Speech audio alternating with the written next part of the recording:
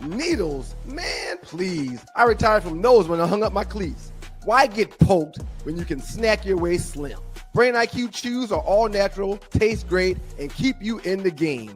Shots hurt, chews work. BrainIQ.com/REF/OneLiveStew. BrainIQHealth.com/REF/OneLiveStew. Brain IQ chews. Smarter than shots, stronger than excuses.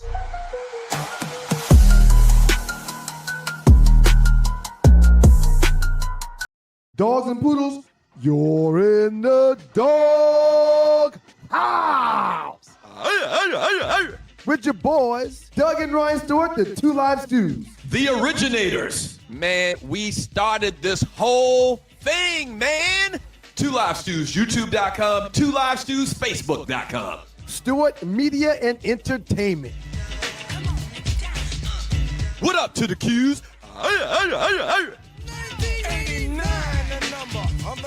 Shouts out to all of the stew. And as always, we got to thank God every minute of every day. It's your boys, the Two Live Stews. And this is your Monday morning edition of the Two Live Stews experience. I'm your boy, One Live Stew. He's Doug. But together, we're the Two Live Stews, and this is your Two Live Stews experience. Good morning, world! Peace and blessings to Rail Scott. Griff from A&T, Aggie Pride. Shouts out to my man Raymond Sutton IV. And last but not least, the honorable mention goes to a homeboy, very near and dear to the Stews, Shedeur Moore in the building. Good morning to all of them, and good morning to you, Dougie Stew. How you feeling today, sir? You gotta unmute your mic. That was almost a great open. Testing. That was almost a great open. I mean, energy was high, music was banging, new song, everybody's vibing, you know. Rest in peace to Shawty Low. I didn't do anything different than I've done before. Why was my mic muted? Tree probably muted you, but it's okay. I'm great, man. I'm great. How about you? Absolutely fantastic, sir. I'd be a fool to complain, even though I do have a problem I need to talk to you about. I got a couple problems I need to talk to you about. Shouts out to WGPR 107.5 in the D. HD2 FM Sports Rap Network in the building. We appreciate you, Rashad. Mm-hmm. It was good seeing you over the break. It was before the break we saw Rashad, huh? We got a lot of stuff to reflect on from the past weekend. In particular, I hope you did this. I knew that you were going to do this. I'm hoping you did it. But did you send Tree pictures of the golf tournament? I did. I emailed her. Oh, you have them. You have them. I sent pictures. Okay. All right. Well, I mean, she's throwing her hands up in the air, but I sent pictures. I mean, maybe it very possibly could not have gone through. I can check. Okay. Shouts out to Terrence Gilmore, who came in fourth in the inaugural Two Live Stews Invitational. No. He did not come in fourth. I'm looking at the name, Terrence Gilmore. I'm looking at it right now. Terrence came in dead last, not fourth. Oh, that's right. You're right. You're right. He didn't come in fourth. He has the trophy of an ass in his hand. Right. So we put together a little tournament in Santee, South Carolina, the big city of Santee. Hold on. We got to do it right. It was the Two Live Stews Invitational Black Friday golf tournament. Right. It was all of that. Yeah. I mean, if you're going to do it right, man. Don't be coming on this thing half-assing for the remainder of the year. We're going to do it all the way. All right. So coming in at number 3 was Mr. Kershaw Calloway, the Bruz, who shot at 87. Chevron Scott, the Bruz, shot at 83. And coming in at number 1 was Perry Toomer, who shot at 80. Shouts out to Perry. Perry was in my group. He got that old man game, right? Where he don't do nothing crazy. He hits fairways and he hits greens. That's it. Yeah. And he hits fairways and he hits greens, and he's got a club in his bag that he hits about. That's not a driver or even a 3-wood, but he hits it about 220. And that's more than enough for that second shot that needs to be a long shot. Right. And as you mentioned, coming in dead ass last, and we had a trophy with a jackass's ass. I'll send all these things to Tree. As a matter of fact, I might be able to put some in there myself. Terrence Gilmore comes in dead ass last. I didn't come in last, man, but that's the first time I played golf in a year and a half. This past summer that we just left, I didn't play golf at all, man. Yeah, I was that busy and had that much stuff going on, and I didn't play at all. And I hate going out there and being ass myself. It's a big waste of money. So yeah, shouts out to everybody that came out to the inaugural 2 Live Stews invitational Black Friday golf tournament. Before you move on from that, here is the first place winner, Perry, as you mentioned.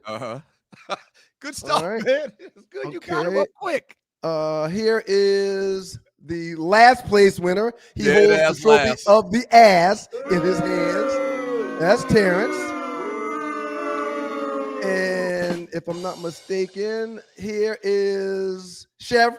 He was the 83. Chevron, Chevron was the 83. And you already showed Perry. Perry won it. The third place participant was Big Kershaw Callaway. Bud Callaway. Yeah.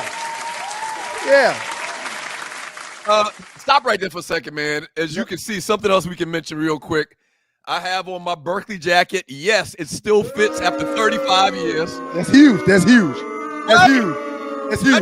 too many ninjas can say they can still fit their jacket from 35 years ago. Okay. For the record, there's a lot of fat bastards that can't even put their jacket on. Yeah, and I'm not calling nobody any names. Right. But yeah, your jacket still fits. And that's for you to be 57, 58 years old, that's huge. I'm actually 56. But I wanted to mention that I put the jacket on for good luck because we had planned to drive to Columbia after the golf, hang out and tailgate, and watch Berkeley, our high school. Go ahead. Which is what I was about to start with. Go ahead and finish what you're saying. Okay. So we had planned to leave from Santee, South Carolina, to go to Columbia to watch the Berkeley Stags, our high school, our alma mater, take on the Irmo, I think they're Hornets or something like that.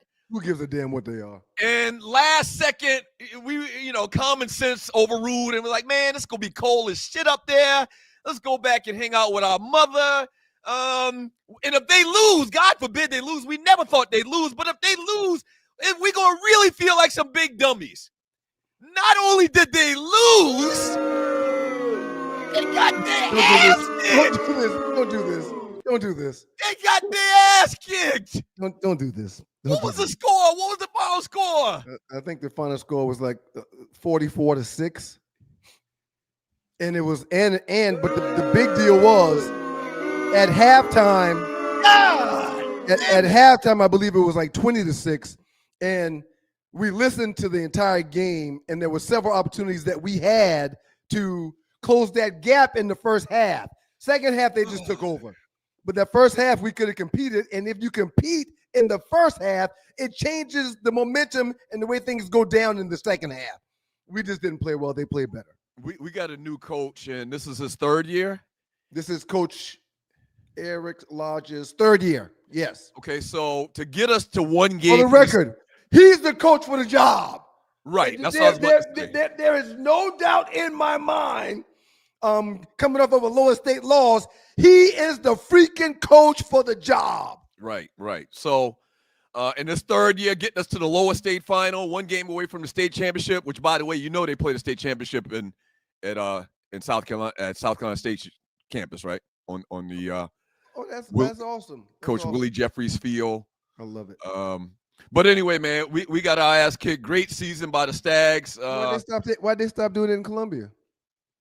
I don't know. Maybe we lobbied for it and we won a bid. I don't know, but we happy. We actually have all of the state championship games in Orangeburg, home of South Carolina State University. It's a big deal, man. It's a big deal. I don't think now. Me playing the state championship in 1986 with the aforementioned Berkeley Stags, we played at Williams-Brice. But it was when you play at Williams-Brice, man, it's so big, it looks really empty. So it probably is a better look at South Carolina State in Orangeburg anyway. I understand. I understand and I agree. I played at Williams-Brice though, man. 86. What else? What I was going to say was Sir, I almost didn't make the show this morning. Why? What happened?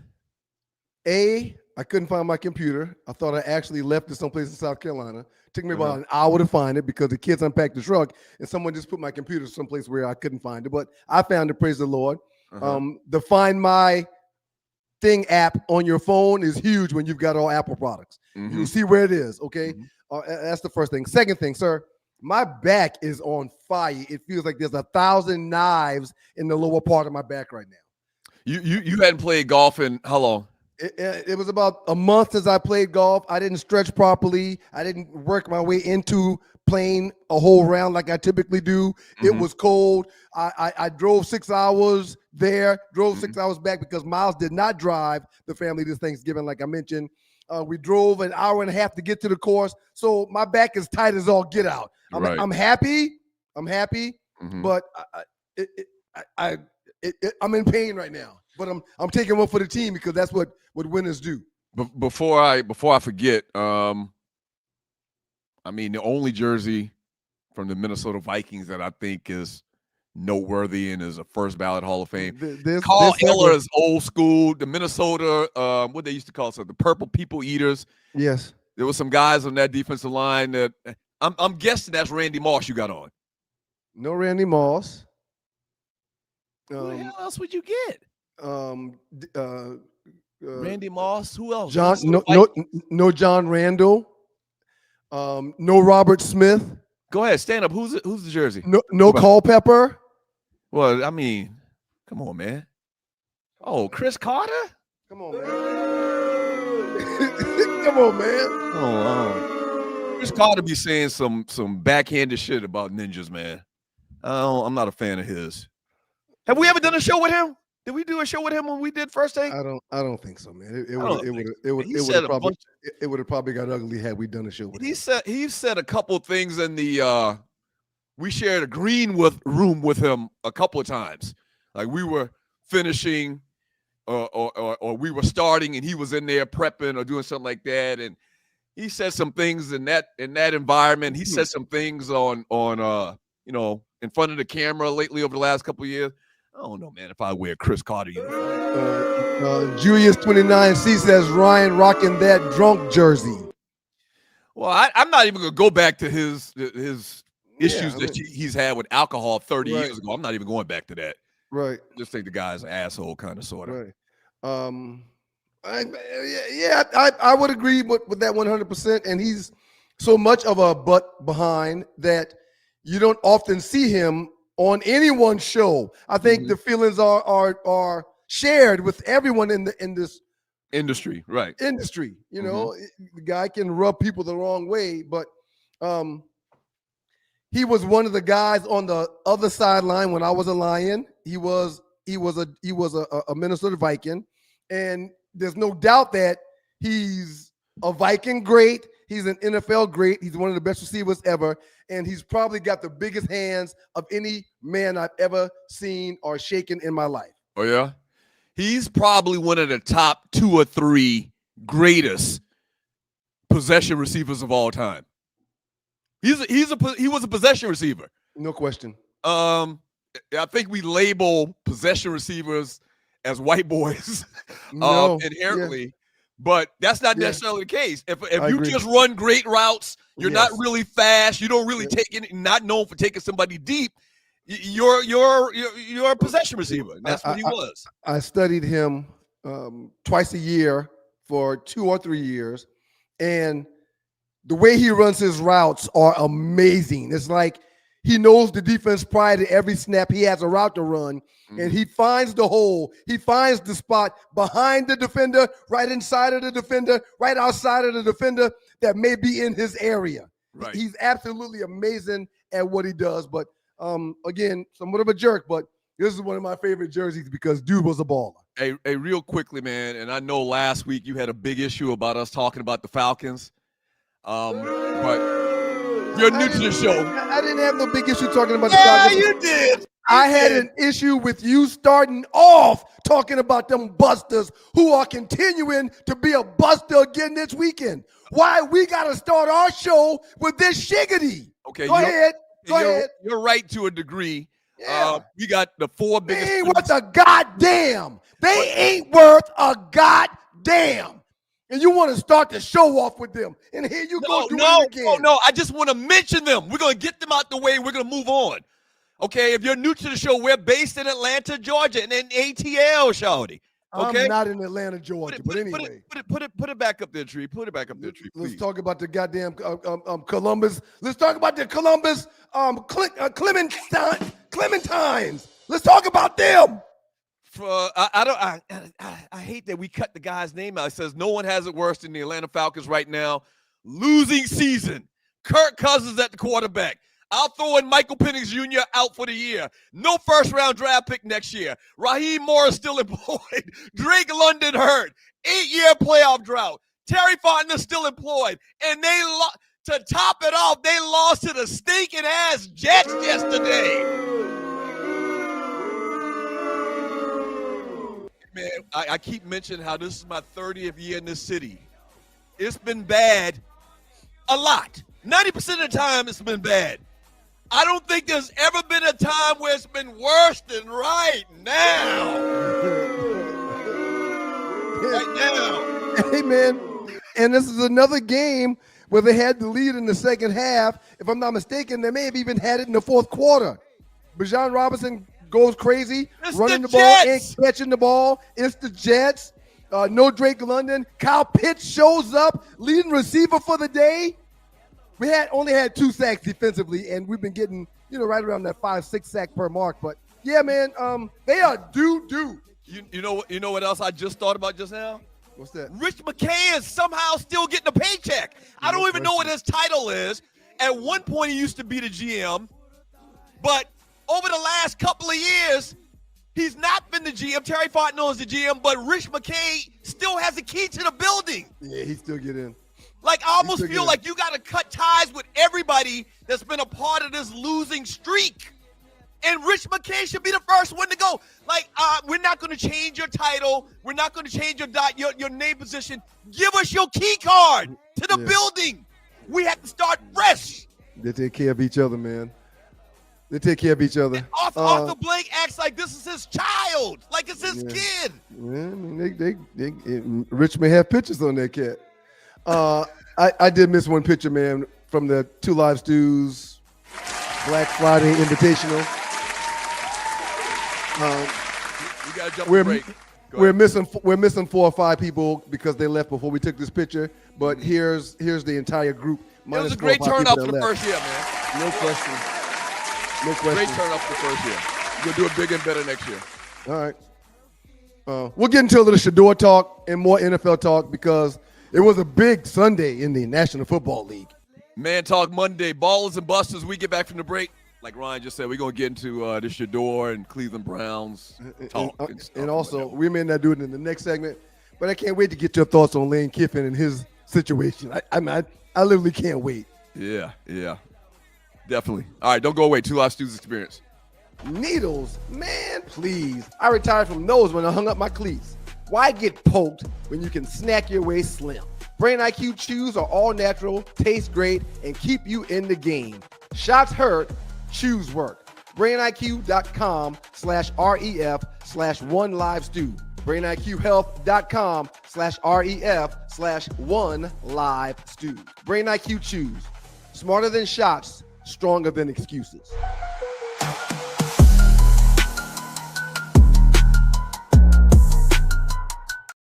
Have you ever been stranded on the side of the road, Ollie? Yes. It's not comfortable, is it? No. Dogs and poodles, if you find yourself in a jam on the side of the highway, give my folks at Bay 11 Towing a call, 404-770-6949. Again, that's 404-770-6949. Being stranded on the side of the road in Metro Atlanta is very stressful and dangerous. Bay 11 Towing is who you need to call, whether you're dealing with a flat tire, dead battery, full-on breakdown, or whatever that may have you on the side of the road. Call our folks at Bay 11 Towing, and they will get to you with a competitive rate and quicker than everybody else in town. Again, that's Bay 11 Towing. That number is 404-770-6949. Those 2 fourth and ones that didn't work. And did you like Kevin having the aggressiveness there, even back up in your territory? I mean, first, that's a rude question to ask. If I think it was a great call by my coach, Like the aggression. You like the call. Like, do you like I like being out there playing. so whatever that comes with, it comes with, we're not going to be here and ever point finger at no coach or do anything like that. That's extremely disrespectful, and that's not even in my place. It's your boys, the Two Live Stews, Duck Store and Ryan Stews, the makeup of those stews, and this is your Two Live Stews experience. Coming back with a clip from the Shedeur Sanders post-game press conference where they're continuing to try to get him caught up. Yeah. And he's not falling for it. If there's anybody that's, well, he's done a few things I don't agree with, but he's media savvy, and he's not going to be caught slipping easily like they're trying to get him caught up. I actually watched that game. I didn't watch the Falcons game. So I had both of them on the screen, but the volume was up on the Cleveland 49ers game. Yeah, so it was more intriguing for me to watch Shedeur in the second start after all of the controversy. I thought the Falcons would win. They suck right now. The year is over, so I was like, this is probably the first time in forever that I didn't watch the Falcons game if they had a game on Sunday. I did not watch it. I watched this game yesterday. What you think about? Somebody just mentioned, I believe it was Julius, that he's rocking the Ryan Stewart braids. Mine look a whole lot better than Shedeur's. I hate when brothers have the braids like mine look a whole lot better than Shedeur. In his home debut. Yeah, look at that. Look at that. Look at that. Look at it. Look at that. Yeah. Yeah, he's got a little row of hair in the front of his braids. I mean, yeah, no, mine look a whole lot better than that.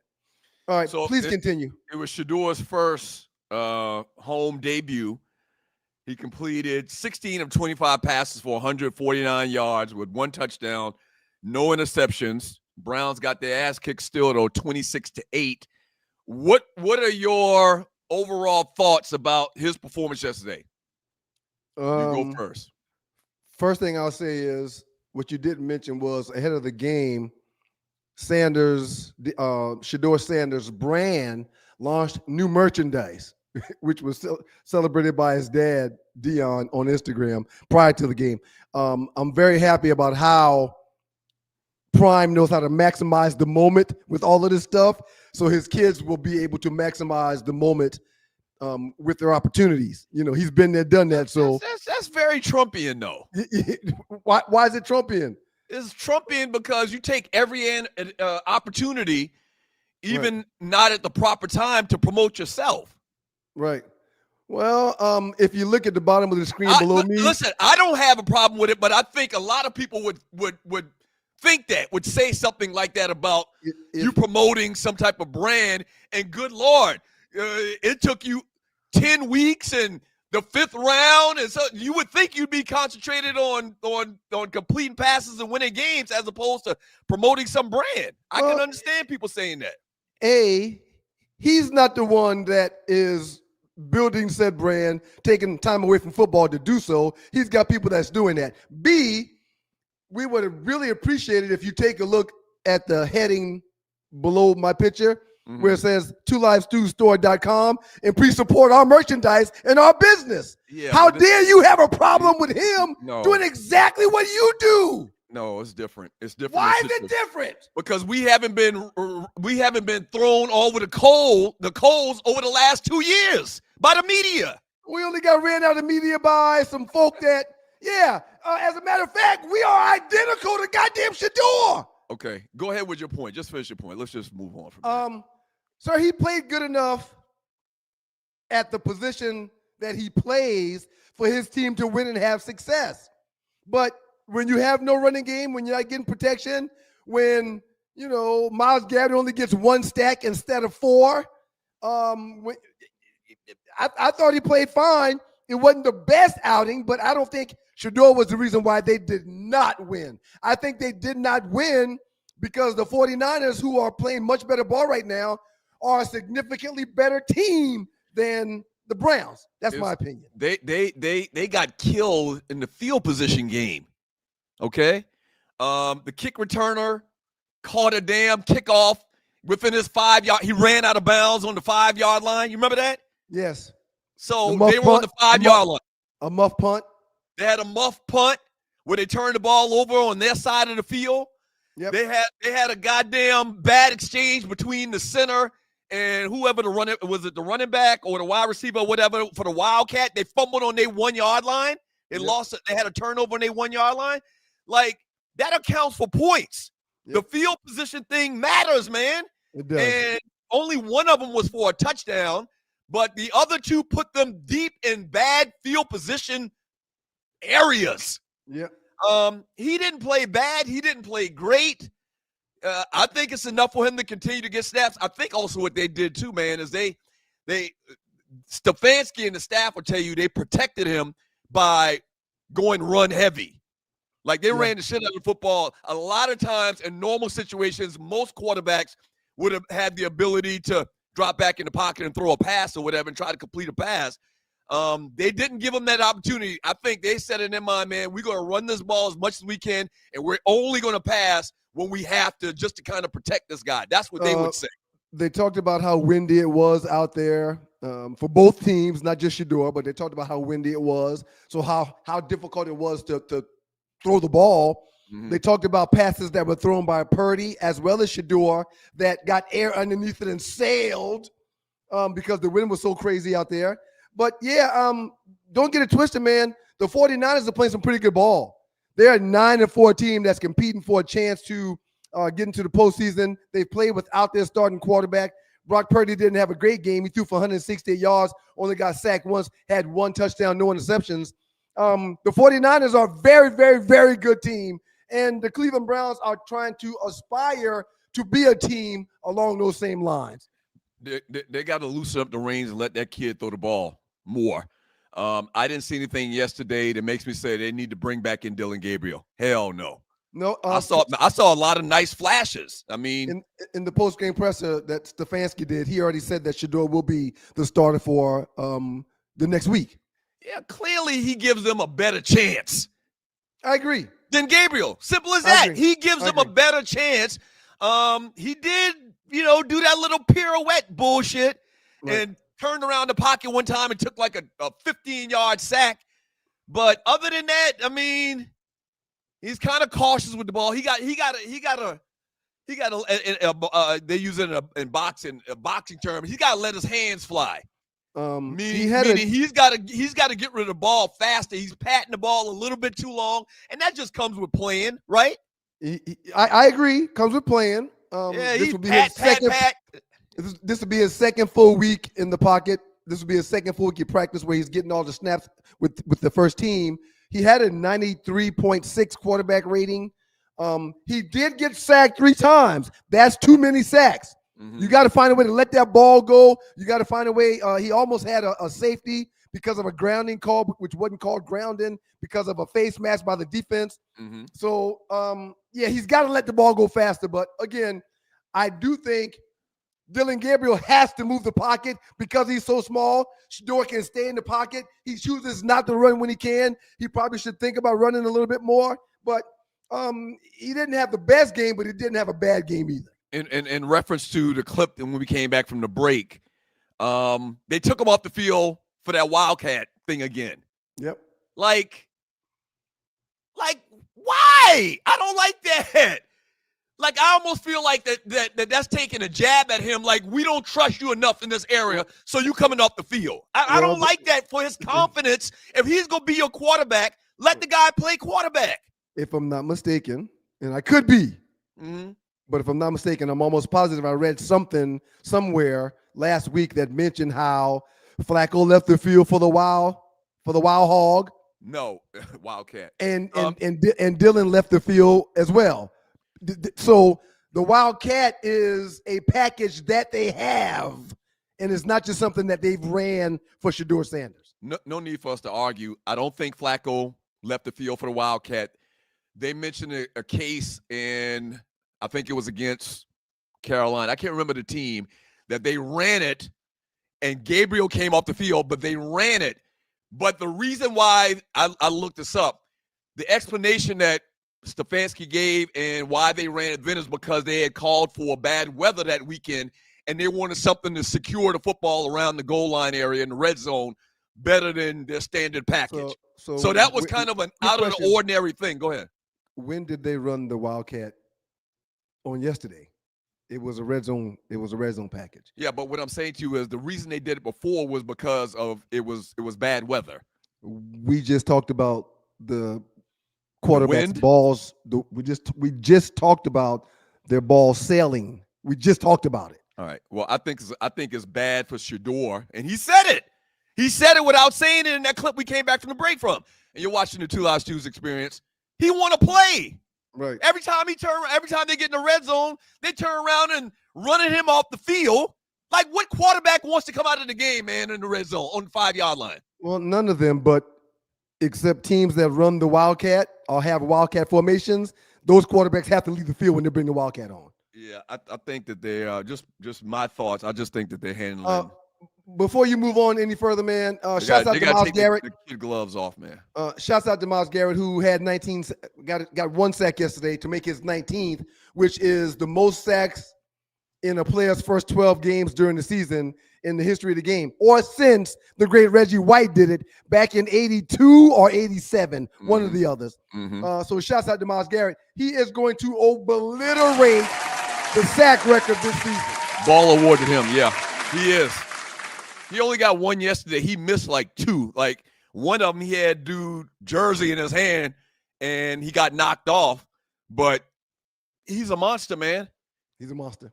And this is an example, when you're watching the Two Live Stews experience, this is an example of somebody that you don't need stats, okay? Right, you don't need stats to say, is this guy a Hall of Famer or not?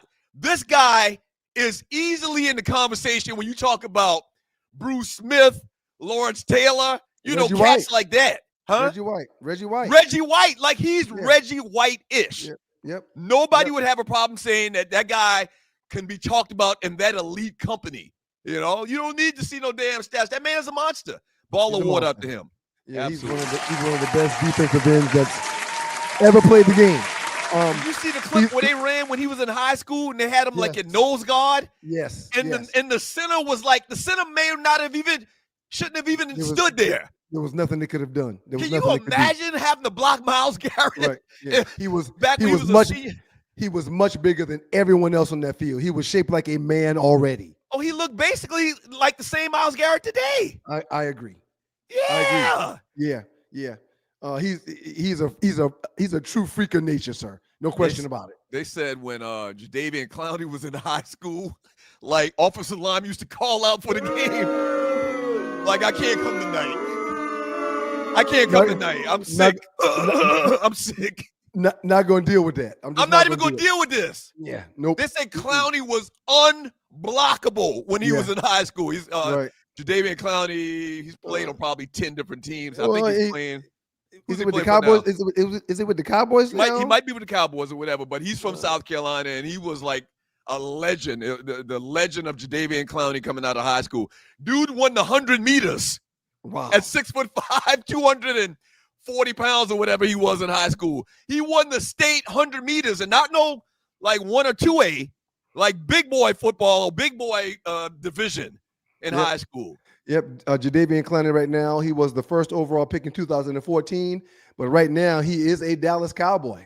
And he got a sack this past week when we were watching the Turkey Day games on Thursday. Does your little what you just pulled up, how many teams did he play for? 6 or 7?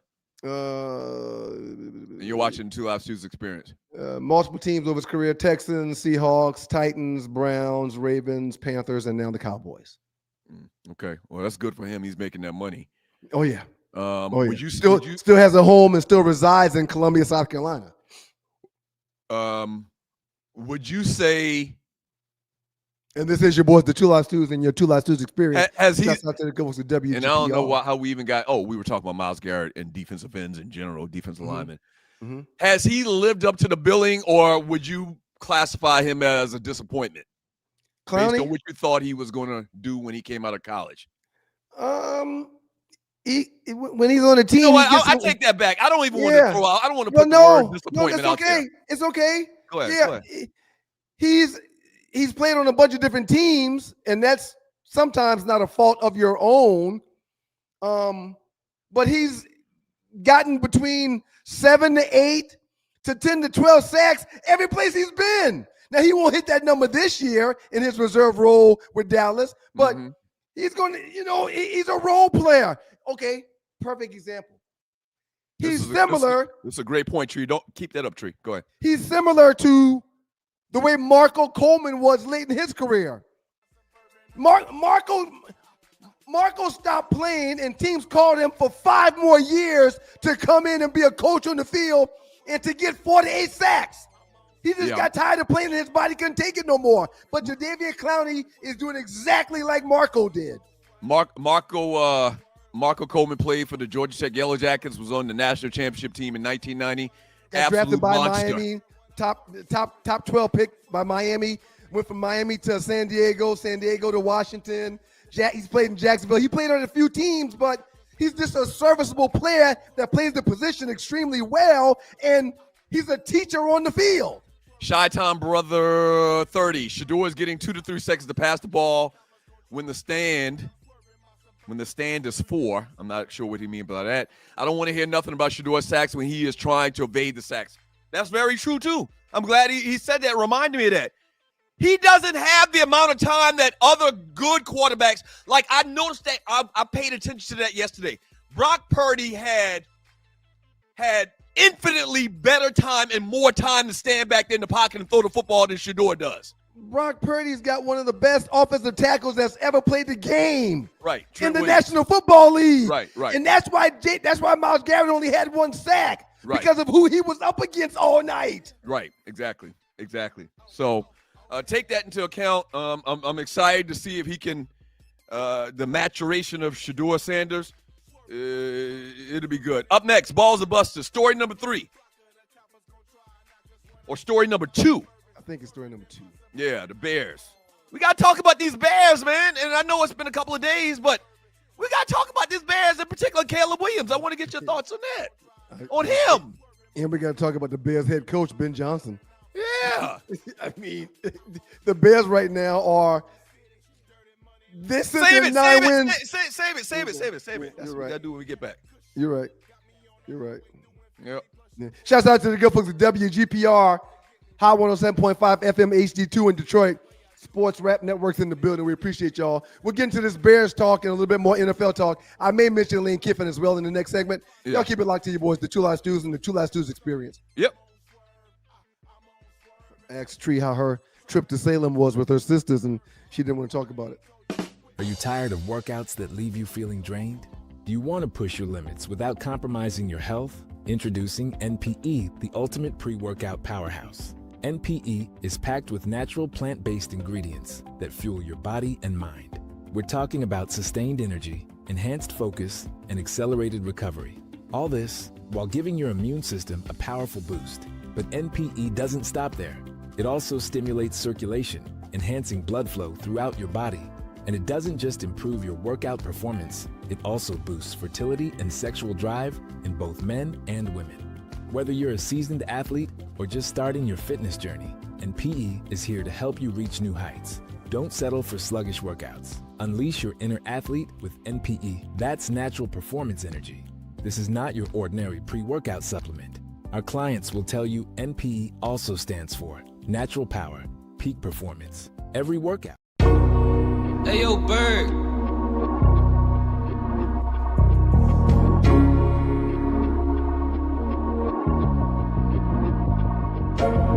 Just make your paper.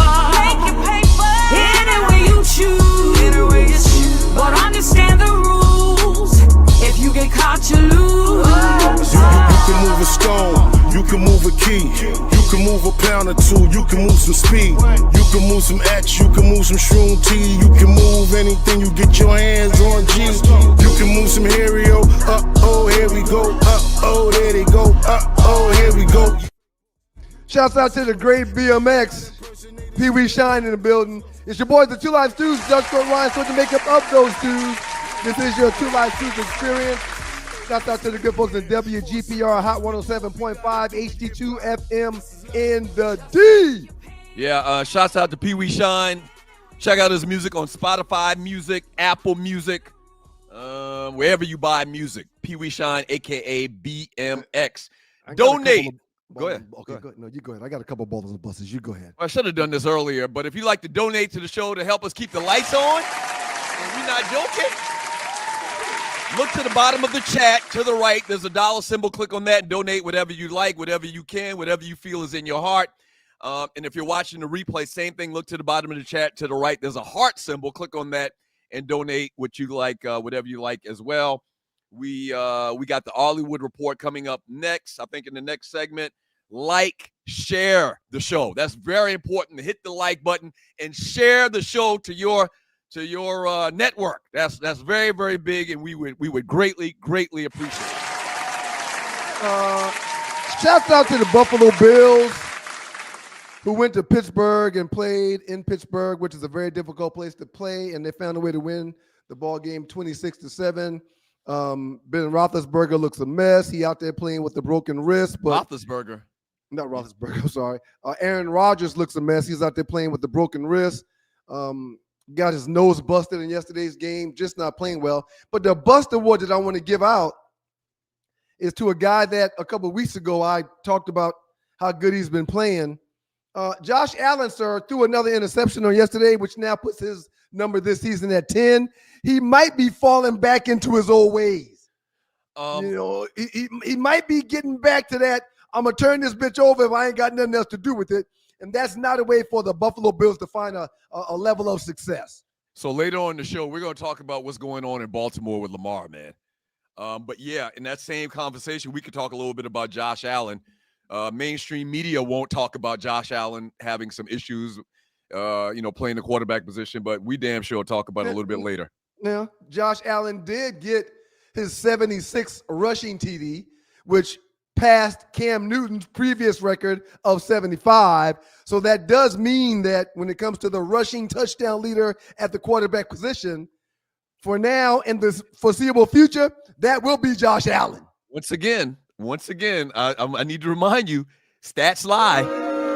No, hold ain't on. nothing. No, hold on. Let me speak don't my do piece. what you're about to do. No, I'm going to do it. What percentage of Josh Allen's touchdowns were quarterback sneaks? Not Probably a lot what? of them. Not a lot of them. Not like No, push pushes. No. Hold on. In comparison to Cam Newton in the same amount of time, I assure you that Cam Newton has more 25-yard touchdown runs than Josh Allen has 25-yard touchdown runs. Sir, Josh Allen is not a Brett Favre. No, I'm not saying that. I'm not saying, but I remember a lot of his touchdowns and them talking about and featuring stories about how he's got all of these 2-yard touchdown runs because of them. They don't do the tush push. They're very effective at running the quarterback sneak on the goal line. I want to explain something to you. Go ahead. And the reason why I know this is because from time to time I put a little wager on a game.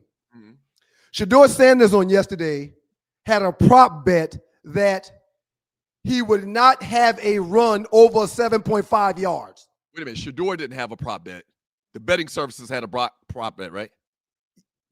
Yes. Shedeur ain't running no goddamn gambling books. Yeah. Okay. All right. Come on, man. Anyway, Shedeur had a prop bet on the board that he would not have a run for over 7.5 yards. Okay? Shedeur had one run on yesterday that was 6 yards. Okay. When that type of prop bet is on the books for Josh Allen, it's 28 to 35 yards that he'll run for, plus or minus, because he always runs the ball. Not jumping over not goal line tush pushes, but he runs the ball in the middle of the field. He has a run per game that's someplace in excess of 10 to 12 yards. I hear what you're saying. Let me ask you the question this way. Okay. As far as running the football, would you put Josh Allen in the same conversation with Cam Newton and the way he ran the football? They were similar, even though Cam did it better. They were similar. Yeah, Josh uses his legs to move the sticks often. Okay, all right. The Chicago Bears defeated the Philadelphia Eagles 24-15 on Black Friday. in a Week 13 matchup. So the win improved the Bears to 9-3, moving them into the number 2 seed in the NFC playoff picture. In particular, man, I want to get your thoughts. We watched this game. We had this game on. Did we have this game on? Yes. Yeah, we had this game on because it was Thanksgiving Day. Yes. Or was it Black Friday? It was Black Friday. So bottom line is Caleb Williams looks like the real deal. He does. He throws the prettiest football, man, and this is what we saw out of this guy at the University of Southern California. And last couple of years, he's been struggling a little bit. I think they had some issues with the offensive line. He couldn't stay clean in the pocket, but they've addressed that through the draft. And this guy is exactly what they were saying he was when he was at college. He is taking on the leadership role with this team, and they are a real threat right now. But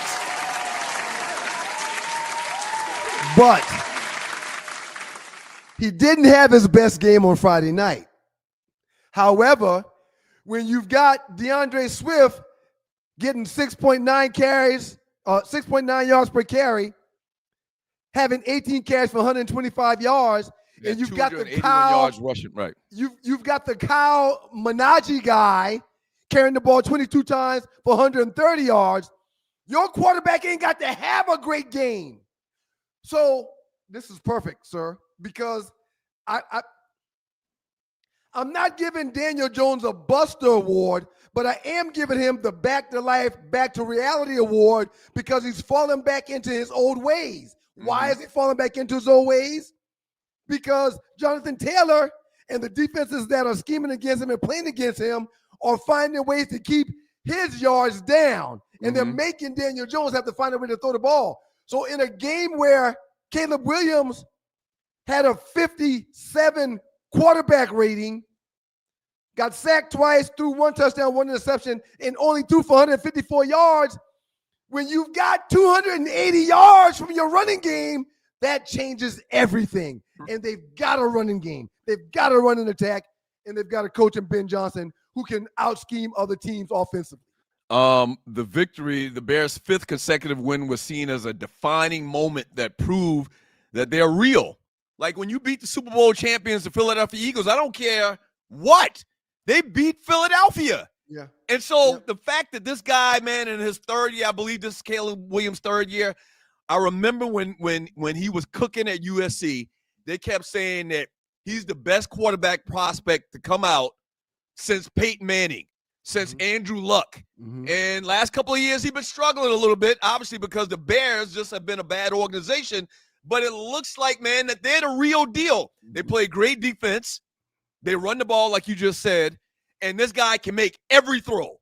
And he got great mobility as well. On the heels of that, sir, give me your take and your thoughts on the Philadelphia Eagles, who took another loss, who they're 2,000-yard back from a season ago, only had 13 carries for 56 yards. Jalen Hurts played efficient and had a rating of 84, threw for 230 yards, 2 touchdowns, but had 1 interception and also fumbled a tush push early in the game that set things back for the Eagles and gave the Chicago Bears a little momentum. Give me your thoughts on the Eagles, sir, and if A.J. Brown and his antics, who had a pretty good game in that loss, have set this Eagles team back and they might not be able to recover. Give me your thoughts on the Eagles. The only difference between this year and the last couple of years with the Eagles is the running game. You know, they always say running backs got a life, a shelf life. Yeah. A shelf life. Yeah. I think maybe Saquon Barkley's hit that wall, man. He doesn't look like the same back that he has in the last couple of years. That's really the only difference. If you can't run the ball, if your running back ain't getting you production, it's hard to pass. No question.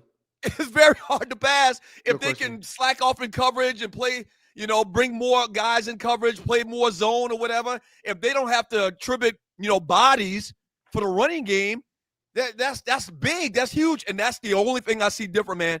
Saquon Barkley may have hit a wall. I don't think that they're doing anything different schematically as far as what they've done the last couple of years offensively. That's the only thing I can point at on why they're not playing that tough brand of Philadelphia Eagle football that they've been playing the last couple of years. AJ Brown, 10 catches, couple touchdowns, over 100 yards. And that's another part. That's one more thing. I'm gonna throw this in too. Okay. Their formula is not for AJ Brown to catch 10 passes. It's not. Their formula is for them to run the ball. Yes. Yeah. They've ran the ball more than anybody in the NFL. They've ran the ball more than anybody in the NFL the last 4 or 5 years. They've led the league in rushing attempts and yards because they run the ball. But guess what? He quiet this weekend. He's not going to go and say some scandalous type ish to the press this week because he got his balls, but they lost. Week in, week out, we keep saying, why does this guy, is this guy making this big fuss? They won the game. Why is this guy making this big fuss? They won the game. He gets over 10 catches and they lose. Yep. It's very simple. Y'all keep forcing the ball to him. Most backs that run for 2,000 yards, which hadn't been many, after that 2,000-yard season, I think they do experience a little decline. The great Barry Sanders in 1997, my second year in the league, he ran for 2,053 yards. The very next season, in 1998, he only rushed for right under 1,500 yards. So even the great Barry Sanders, his numbers dropped after 2,000. But Saquon is on the pace to not even have 2,000, not even have 1,000 yards this year. And the Eagles, they depend on that run to get that offense up and down the field. From Carter 06er, I'm assuming he's a Philadelphia fan because he's got the color of the jersey as his logo. The Eagles O-line is banged up as well. Yeah, there's injuries. And all of that takes into account or is taken into account as well on why they're not playing or they don't look like the same team they've been the last couple of years. Yep. That part, a huge part of winning a championship, man, is being healthy. Yep. It's as simple as that. If you're not healthy, go ahead. No, you finish. Go ahead. If you're not healthy, man, it's hard to be good if you're playing second and third stringers. And this time of year. Second and third stringers for a reason. And this time of year. Right. There's very few teams in the National Football League that are healthy. Mm-hmm. Everybody's dealing with injuries somewhere in that locker room. That's a problem for the team on Sundays. If you're new to the show, Ryan played in the NFL for 5 years. At this point in the year, man, what was it like in the training room? Do you remember guys, a ton of guys being in the training room this time of the year as opposed to obviously the beginning, the first quarter of the season? Yeah, it was hard to find a table. It was hard to find a table. So because it was hard to find a table, you find guys coming in 2 hours early instead of just 1 hour early to make sure they can get their treatment before that first meeting. Mm-hmm. Because this time of year, everybody's banged up. Everybody's got nicks and bruises. Everybody needs some type of stim, ice, heat, stretch, cold pool, hot pool. So this time of year, the parking lot was full real early in the morning because guys was in there getting treated.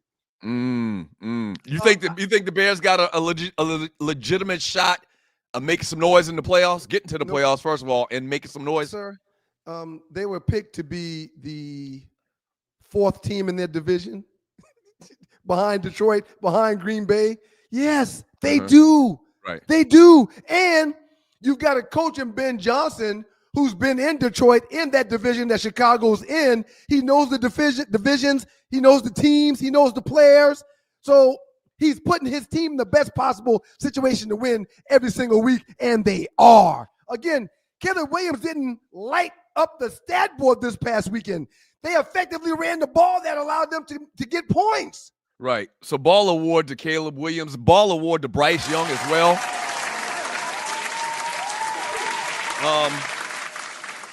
Man, Carolina Panthers kind of turned a corner too. I agree. Huh? I agree. This kid was, I thought that at some point they were going to try to find a deal for him and trade him to give him a fresh start somewhere else. Yep. He's turned it around, man. I'm happy to see the young brother quarterbacks get an opportunity, make the most of it, and stick. And Young and Caleb Williams, these guys were high draft picks, and a lot of people wanted to see these guys fail, and they are not failing. They are winning. Sir, shouts out to Caleb Williams. And yesterday's game, let me make sure before I get to Lion. The Panthers, of course, beat the Rams, who was considered the number one team in the NFC. Mm-hmm. Final score 31-28. It went back and forth. Game was played in Carolina. But Bryce Young, sir, I'm sorry, I said Caleb. Bryce Young had his third career game with 3 passing TDs and 0 interceptions. So you're right. You're right. Ball award to him. He is staking it up for the haters that said he wasn't going to be able to be a pro, and he's playing damn good ball right now. He's playing great football right now, man. 15 for 20. They didn't throw the ball a ton. 15 for 20, 206 yards, 3 touchdown passes, no interceptions. The game against the Falcons that they blew us out, I think he threw for 300 yards and 4 touchdowns and no interceptions. Right. So he's protecting the football. Even though he's 5'8", he's protecting the football, and the Panthers are winning games. Yep. Well, they're one game above 500, which is all you need to be this time of year. You got to keep finding ways to win. And don't they play the Falcons again? No, they've already played the Falcons twice. All right, so that's not another win they'll be getting. Boom, boom. Before we get out of here, man, I'd be remiss if I didn't say shouts out to the Dallas Cowboys, who found a way to beat the Kansas City Chiefs this past weekend, 31-28. Dakota Prescott, sir. 320 yards, 2 touchdowns, 100 quarterback rating. When you've got 2 number 1 receivers in CeeDee Lamb and George Pickens on the outside, both of them averaging right around 15 yards per catch, that's hard to stop. So you got Shouts out to the Dallas Cowboys. You got Caleb Williams, Bryce Young, and Dak Prescott. Boys can fill in for goddamn Menudo. You remember Menudo? You remember Menudo, right? You may not remember Menudo, but people of a certain age know I do remember Menudo. I remember Menudo. Yeah, man. It was a boy band, right? Yeah. They were a boy band. They was real light-skinned, rice-skinned, as Cat Williams would say. You act like you would tease in middle school and people were calling you, names that they call very dark-skinned people. Because you always are hating on fair-skinned people and the Barge family and Menudo. I mean, you just. What did I say? What did I say? Hating. I said disparaging. I just said disparaging. That's not disparaging. The Barge was a phenomenal, or Menudo was a phenomenal group. Julius 29C, Menudo with Ricky Martin. Right. Menudo, the Barge. But anyway. Arlie coming up next, man, for the Arlie Wood report, and we got a lot of stuff. We got to talk a little bit about the fiasco that happened. Was that Friday night or Saturday night with the Spades game, the annual Spades game? I wasn't gonna bring it up, man, because I'm so embarrassed by your actions. I don't even want to talk about it. You're embarrassed by my actions. If you want to get into it, let's do it. Yeah. If you want to get into it, we probably should. Arlie Wood report coming up next. Don't go away. 2 Live Stews. Who actually quits in a family game of spades when you play once a year for Thanksgiving? Who quits and says, we're not playing? Hello there. It's your favorite cruise director, Arlie Michelle, and you want to be on the inaugural Cruise with the Stews, February 6th through 9th. What's up, Stew Nation? We want to see you out on the big water for the big game, and we cannot wait. Have you signed up to go with us on the cruise yet? If you haven't, there is still time. We want to see everybody's face in the place. We're going to be celebrating from Miami to Nassau, Bahamas, and back. You want to be in the place. Can't wait to see ya. Yay! We're so excited. We're going to cruise together. Cruising with you, cruising with you, cruising with you. Come on, y'all! Ah!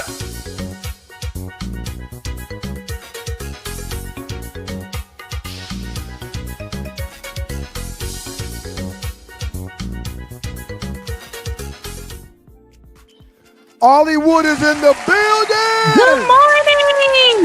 It's your boys, the 2 Live Stews, Doug Stewart, Ryan Stewart, the makeup of those stews, and this is your 2 Live Stews experience. It's now time for the Hollywood Report. What up, to Harley?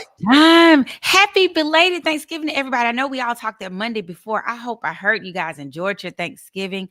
I am still Thanksgiving. I still got on my Thanksgiving t-shirt, giving thanks. I'm in the great state of Mississippi still because I just couldn't leave. I was about to ask you still in the SIP? I'm still in the SIP.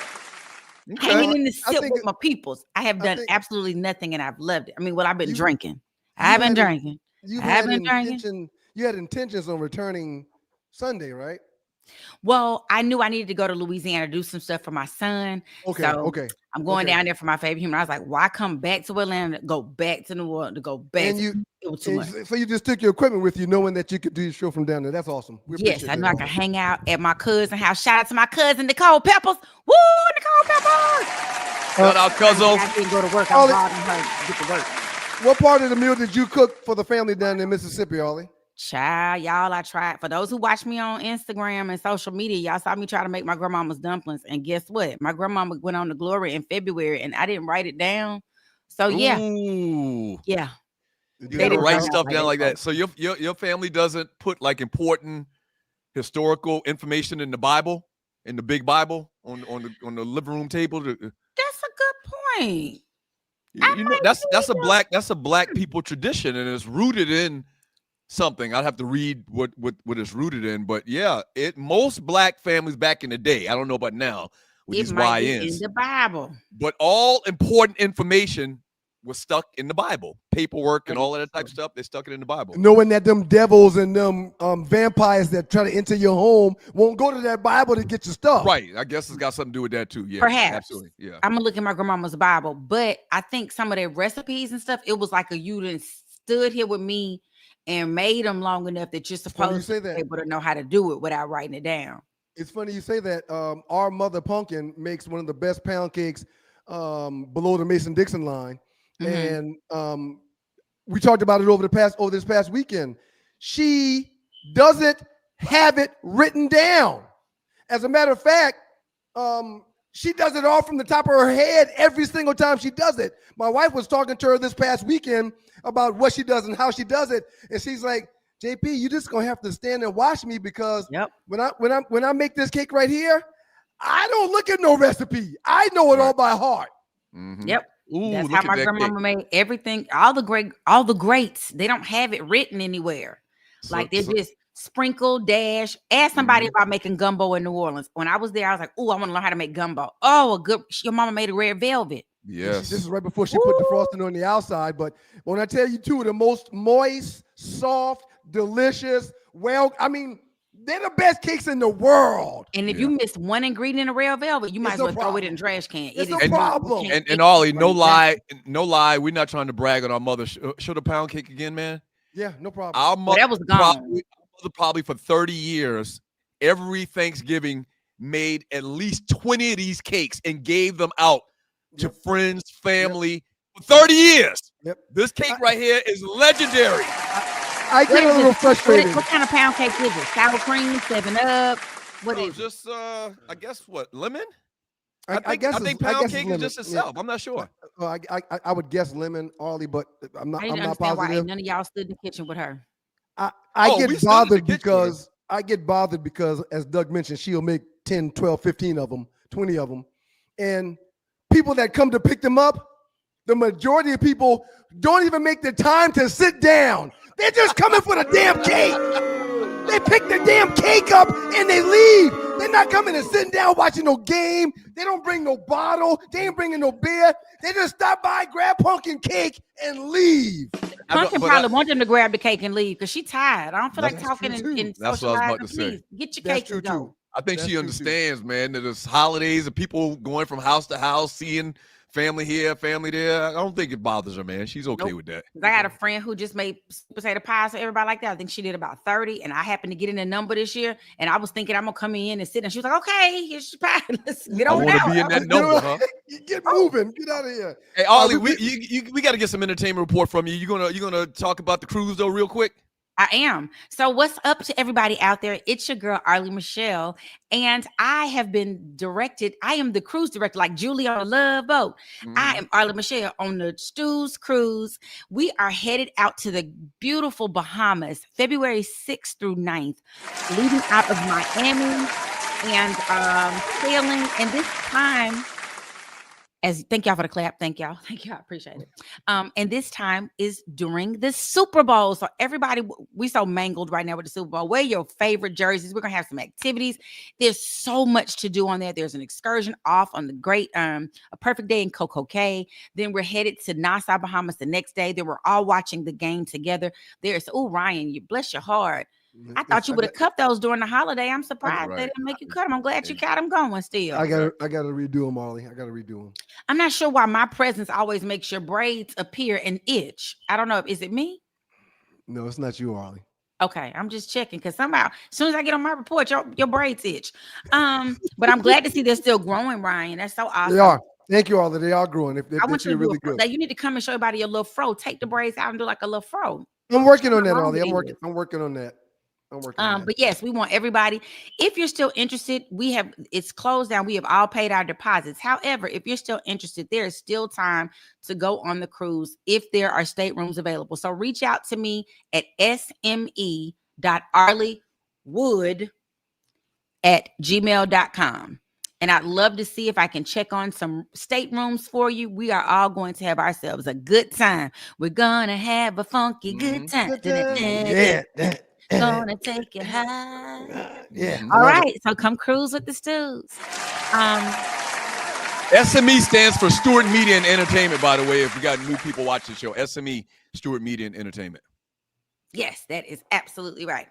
And so, as we do about this time, it's your birthday. It's your birthday. We're gonna party like it's your Happy birthday to you. Happy birthday to you. Happy birthday. Was that a beatbox, Arlie? I was beatboxing for the birthday. I was trying to help. We want to sing happy birthdays to amazing background vocalist. Oh my God, that lady! She was a recording artist herself, but she decided she felt better in the background. Lisa Fisher, 67 today. Oh my God, Lisa Fisher. She was, how can I? Well, her. Okay. Yeah, I know. Yeah, her. Our forever golden girl, our forever girlfriend, Golden Brooks, is 55. She's one of the girlfriends on the long-running show Girlfriends. Golden Brooks is 55. Actor Charles Michael Davis is 41. Singer, actress, firecracker Janelle Monáe is 40 today. I'm sure she's somewhere enjoying Wonderland. I like Janelle Monáe. Yeah. Yes, she put it out. And Prince loved her too, so I got to love her. Delaware State head football coach and former NFL wide receiver Deshaun Jackson is 39 today. Actress Zoe Kravitz is 37. Victoria's Secret's angel Chanel Iman is 35. And Rain Edwards, who was best known as Melody Wright on Snowfall, but now plays on The Bold and the Beautiful, is 29. I want to sing special shout outs to my cousin Paulette Gamage Harris, my girl, Dr. Catrice Albert, and my niece, soon to be TSU alum, Michaela Camise, Doug's daughter's one of her besties. Happy birthday today. Happy birthday, folks. Happy birthday. Happy birthday. She can go on to TSU and it's about to graduate in May. I'm like, we just dropped you off up there. How you coming back already? It's happening too fast, man. When I tell y'all it's December. Carol's got one more semester that she's going to go to in the fall. So I know your baby's about to be going too. It's not even a full year. Oh no! She'll be going to school through next December. Right. Exactly. Okay. Damn.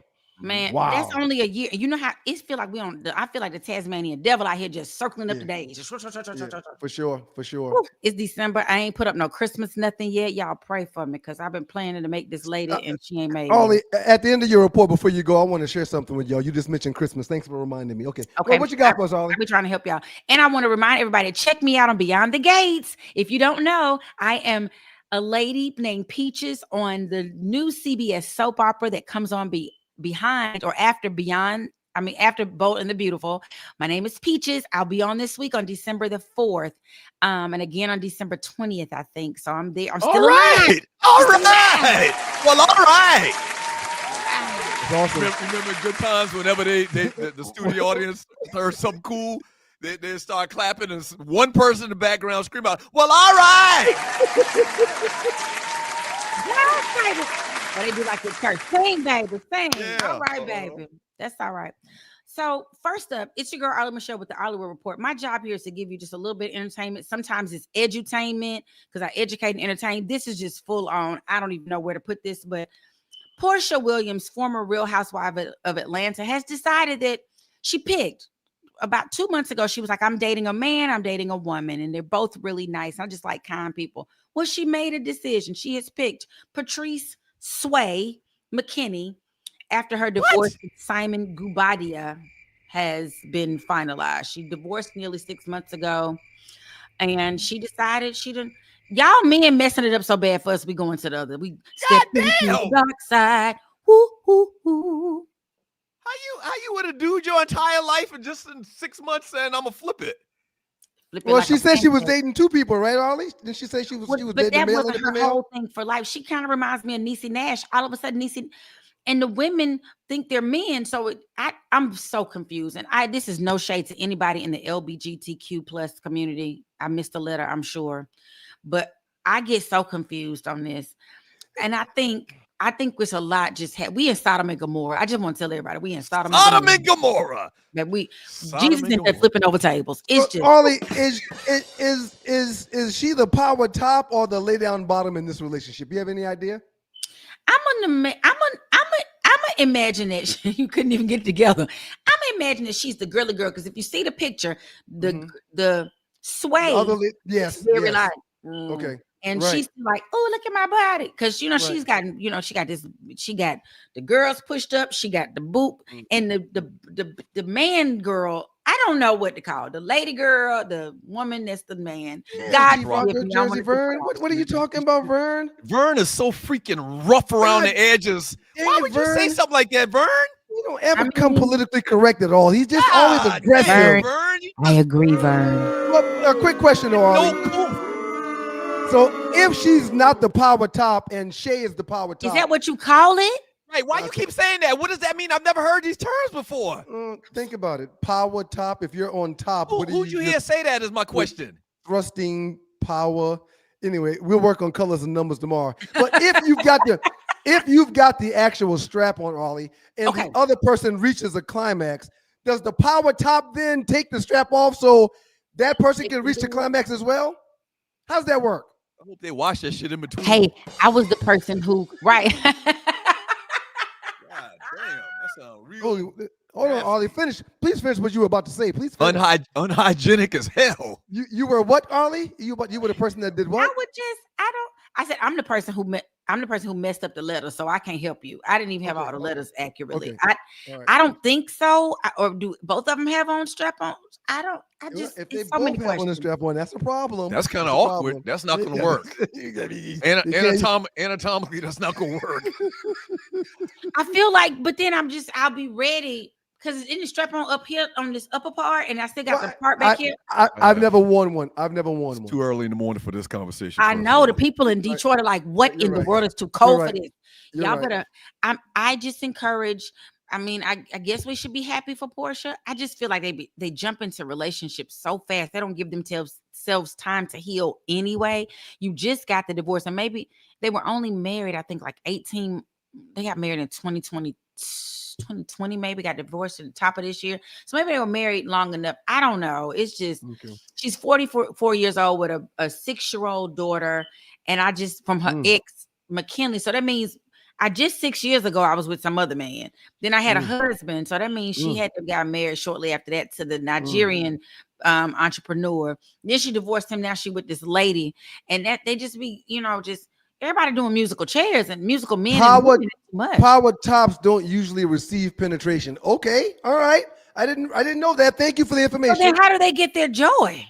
Right. They just supplying joy all day and being neglected. That's tough. That sounds like that's what most of y'all men complain about anyway. So maybe that's what it is.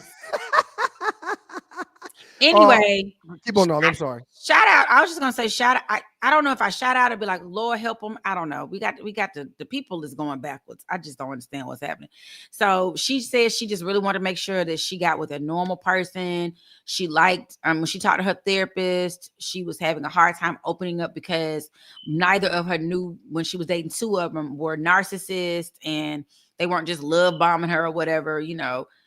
So she just seems the woman is seems to be an entrepreneur and the founder of this place called Encore Salon Suites, which is the first Black-owned salon suite brand to become a franchisor. So she's a licensed master barber and stylist, and she's developed an online course. So she got her own thing. Unfortunately, ain't got no job. So triple platinum bat might. It's not an ignorant conversation if you're seeking information. No question is a dumb question. Triple platinum bat. We don't know because we've never experienced it. It's like I don't know what it feels like to try to catch a football running down the field when somebody got to throw it at full speed. So that would be me asking questions about like how do you position yourself? Do you practice? So are they practicing? So triple bat might, maybe that's it.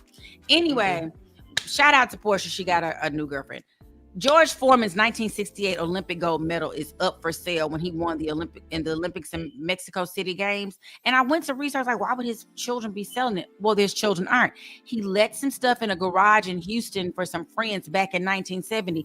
And just so happened after his death, the neighbor's daughter found it. Like the neighbor, I guess her parents passed on. And so she found it.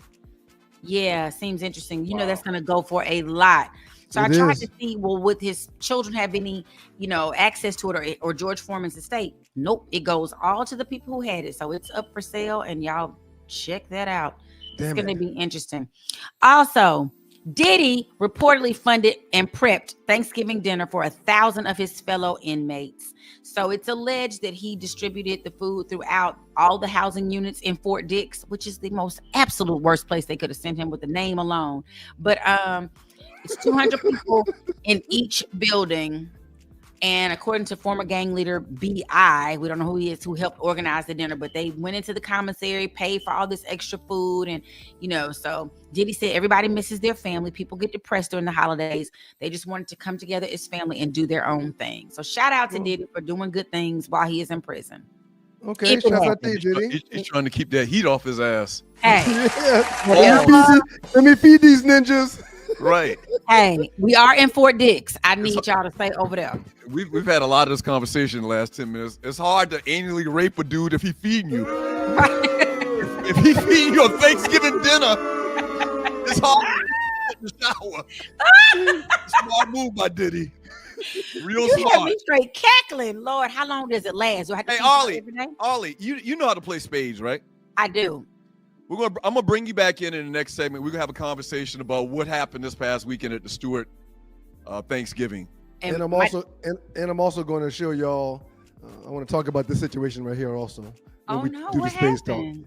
I'll explain it in a little while. Let me tell you, I might have to get you up off a table. If you ain't paying attention while you his partner, you got to get up. You doing? My dad don't play by spades.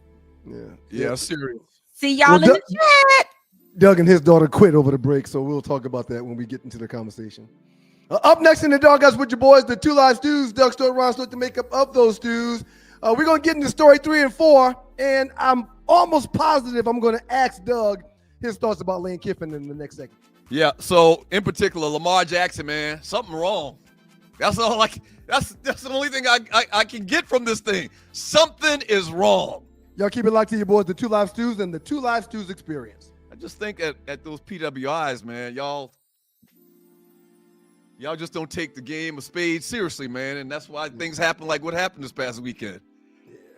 Yeah. Family shouldn't quit on a family game of spades, man. It just don't work like that. Yeah. Listen, I played in the NFL. I've taken enough shots to last a lifetime. And let me tell you this, taking a shot just to lose weight, that's not a smart play. That's why I roll with Brain IQ, the all-natural weight chews, cut cravings, boost metabolism, and sharpen focus. No needles, no chemicals, no crash. Just results you can chew on.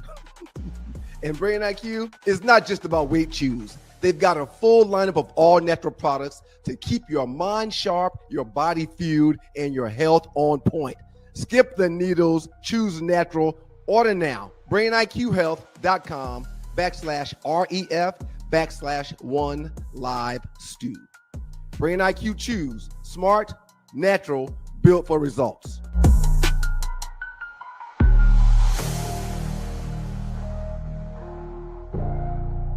Kamala Harris, I've known her for about 10 years. 10 years. 10 years I've known her. Off and on I've seen her. She's very, very beautiful, never really rude, you know. And I would ask her, what are you? What are you? She said, I'm Indian, I'm Indian, I'm Indian, I'm Indian. And then 2 weeks ago, she turned black.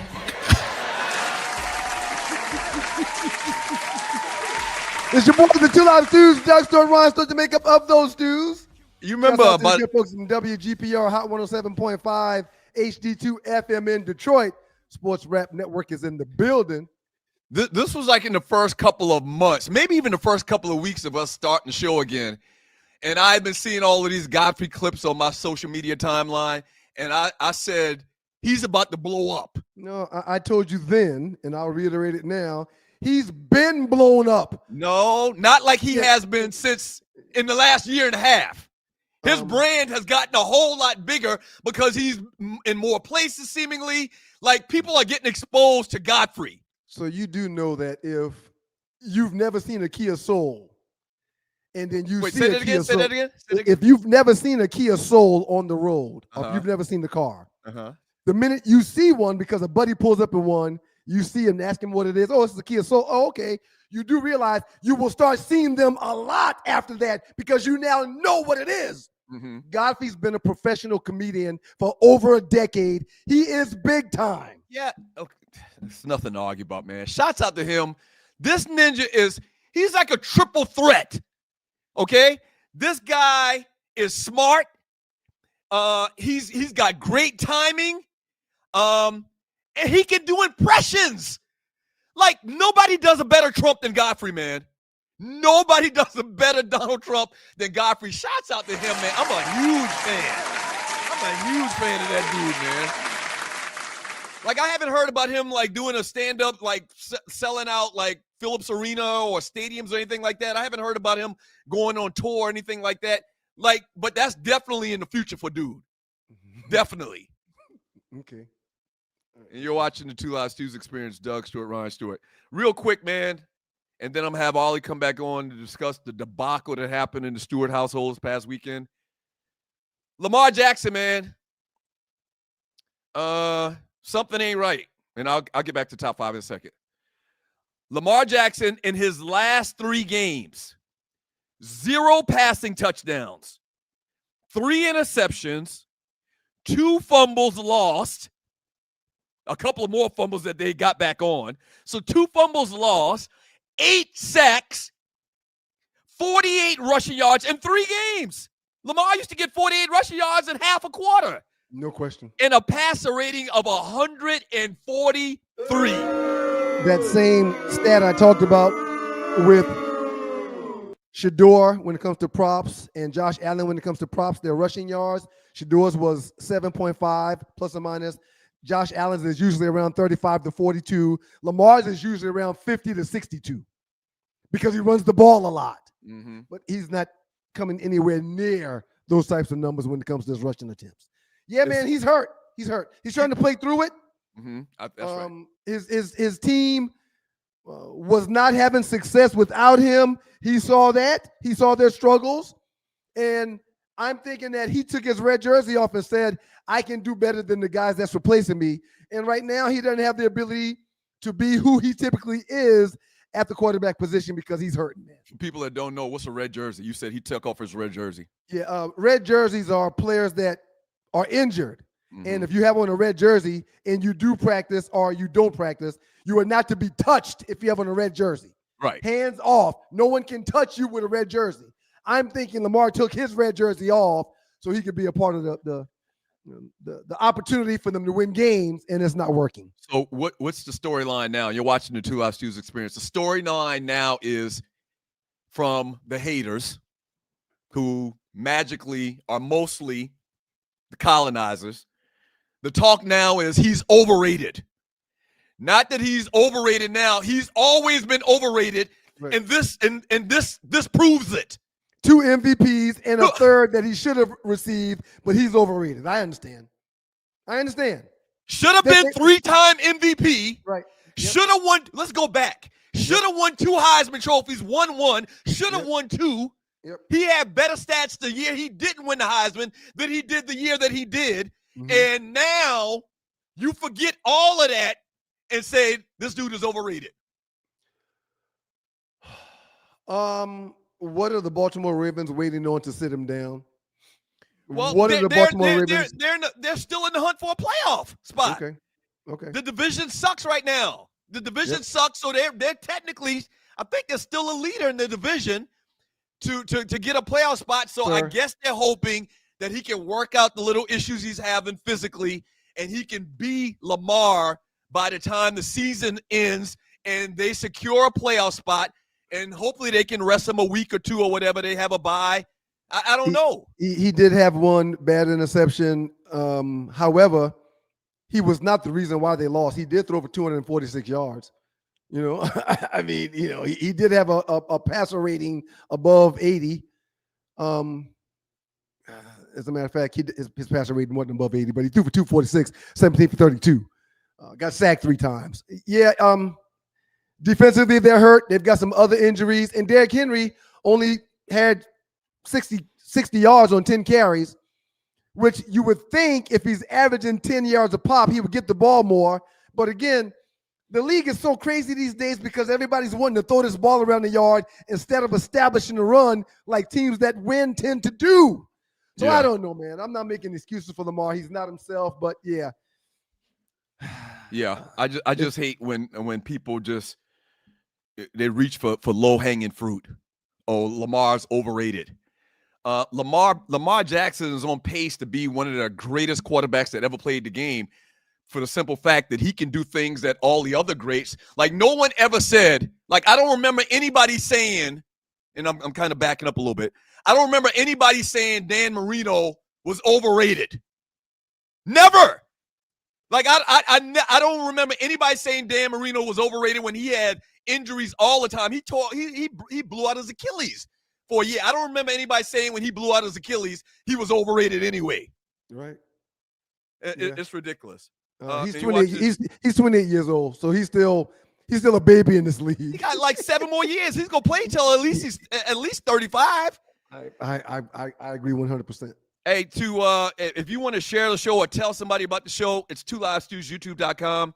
That's 2livestewsyoutube.com. Also, check out our merch, 2livestewsstore.com. That's 2livestewsstore.com. Before we move on, can I please give a shout out to my chapter brother who's down in Miami?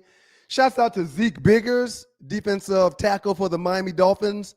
The Miami Dolphins beat the New Orleans Saints this past week.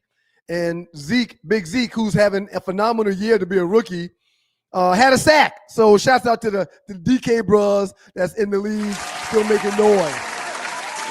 Let's go. They beat the Saints 21-17.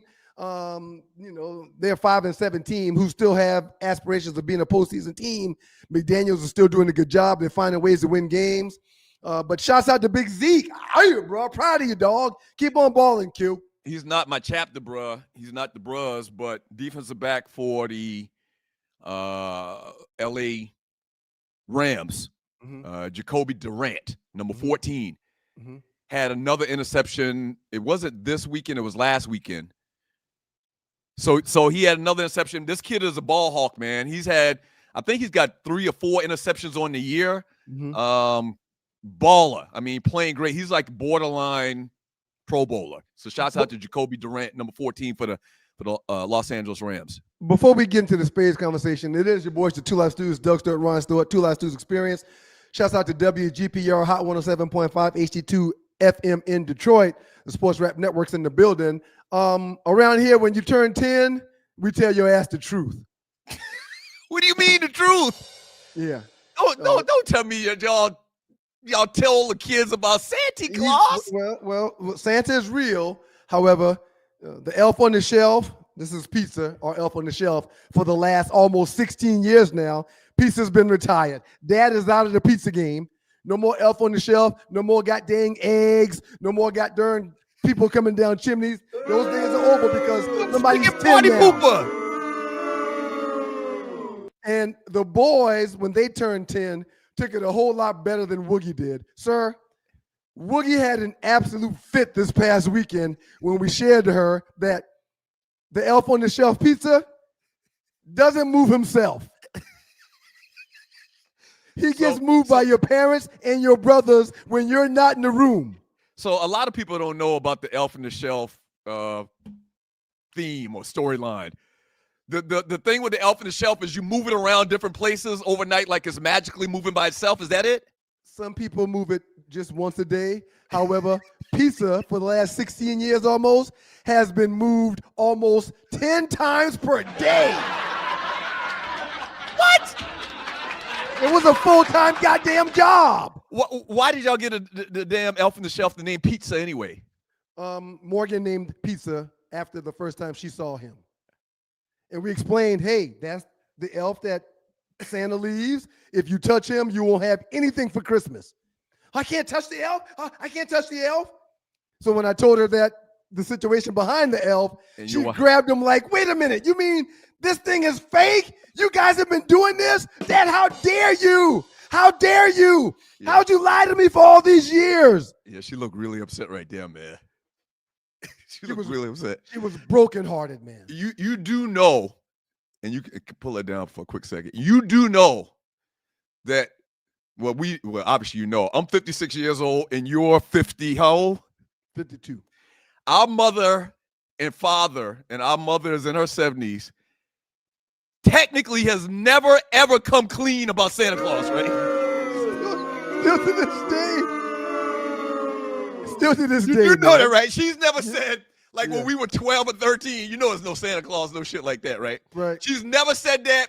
We still talk about if the name Santa comes up, she'll still play along like we don't know. Like we don't know this freaking triangle. Yeah, not over here. Yeah, not over She's here. never acknowledged that. So I get what Woogie's saying, man. Yeah. You gotta play that game. I had to do it because I did it for the boys, and they try to hold me to a standard around here that I don't treat her the same. So I wanted her to have the same treatment that the boys had when it comes to pizza, the Elf on the Shelf, and Santa Claus. Go ahead, Ollie. Y'all, just all you had to do was say, what I told my son very early on was that there's no white man coming down no chimney bringing you nothing.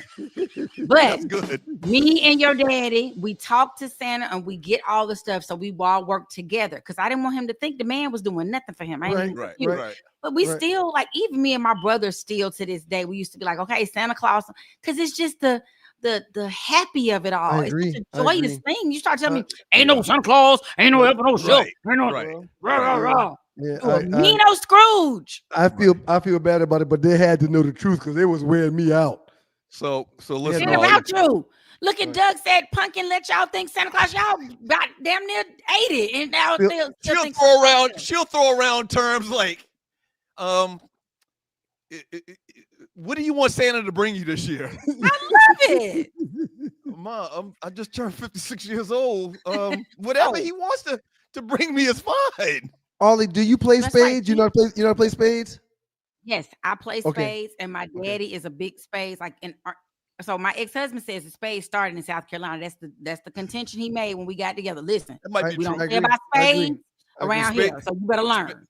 Spades is very, very serious at HBCUs. You went to an HBCU. I went to Xavier. Yes. Went to Xavier. It's we didn't very, play very though. serious. We were studying. So I hate that I couldn't lay this out where you didn't know who was who, but I'm gonna try my best to give you all the elements of the story of what happened this past Friday night. There's only one question you need to ask. You ain't got to tell the whole story. No, I'm There's gonna only tell one the whole question story. you have to ask. I'm gonna tell the whole story. All right. So Arlie, you know sometimes when you're playing spades, you don't bid the first hand. Okay. Like you just get. Oh yeah, you do like a blind. Yeah, blind. You see what it is, and then no, not a blind. That's a totally different thing. No, let her finish saying what she said though, Doug. Like you just let it go around and see what you end up with, and then That's it. Thank you. And you just count your books, right? Yeah. Okay. All right. So they got set. Okay, so let me back up. No, don't say that. Hold on. For the last, I'm not gonna let you lie and embellish on the story, sir. So for the last 10 years, or not 10 years, maybe 5 years, We do an annual spades game between me and my daughter and Ryan and his son, Miles. This would have been our third year. You won the first one. We won it last year, and this year would have been the third year. Okay. Okay. So he says, let's let the cards call themselves or whatever. How you make that term? You let the books you make set your first. You don't make a bid. You play your first hand to get your books. That's the term that we use. Okay, somebody said first hand bids itself. That's bids it. Itself. First hand bids itself. Shout out to Adrian Williams and a couple of people in the chat who gave us that information. CIE 504, Ty Davidson 216. Thank you.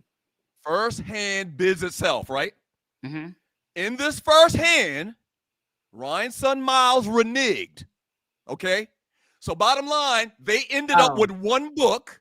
Mm-hmm. Me and my daughter had 12 books. Okay. You didn't run to Boston. All right, good. Okay. So what happens if you don't get 4 books? Thank you, Ollie. Just tell the truth. I don't know what happens when you don't you just go to the it's time for you to like No. When you don't have 4 books, Ollie, when you have less than 4 books, we call it you getting set. You get set. Right, you get set. Okay. But guess what? We didn't bid. It was the first round bids itself. So I can't get set. There's no because you didn't make a bid. Right. Hold on, Ollie. He wouldn't let me finish. I was going to say that. His argument is because we didn't bid, he can't get set. Right. That they can't get set. My argument is if you don't have 4 books, you're set no matter if you bid or what. But time out, Doug. But what? There is nothing to measure. There is set. 4 books. If you don't get 4 books, you're set. But Doug, go ahead. The first Real hand say you can't renege on the first hand. The first hand bids its fucking self. The first hand bids itself. If I get a 1, I got a goddamn 1. Ryan, hold on. If the first hand bidding itself got nothing to do with whether you got 4 books or less or not. Sir, there is no minimum, there is no maximum. We said, we didn't say the first hand bids itself unless you don't get 4. We said the first hand bids itself. So once again, I'm not going to belabor this point. What are your thoughts about the story we just described? And in short, Ryan says that because we didn't bid it, they can't get set and lose 4 books. I say if you don't get 4 books, you're set no matter whether you bid the hand or not. Right. I think give us y'all thoughts on that. The second thing that happened. Everybody I called agreed with me, but he didn't want to hear it.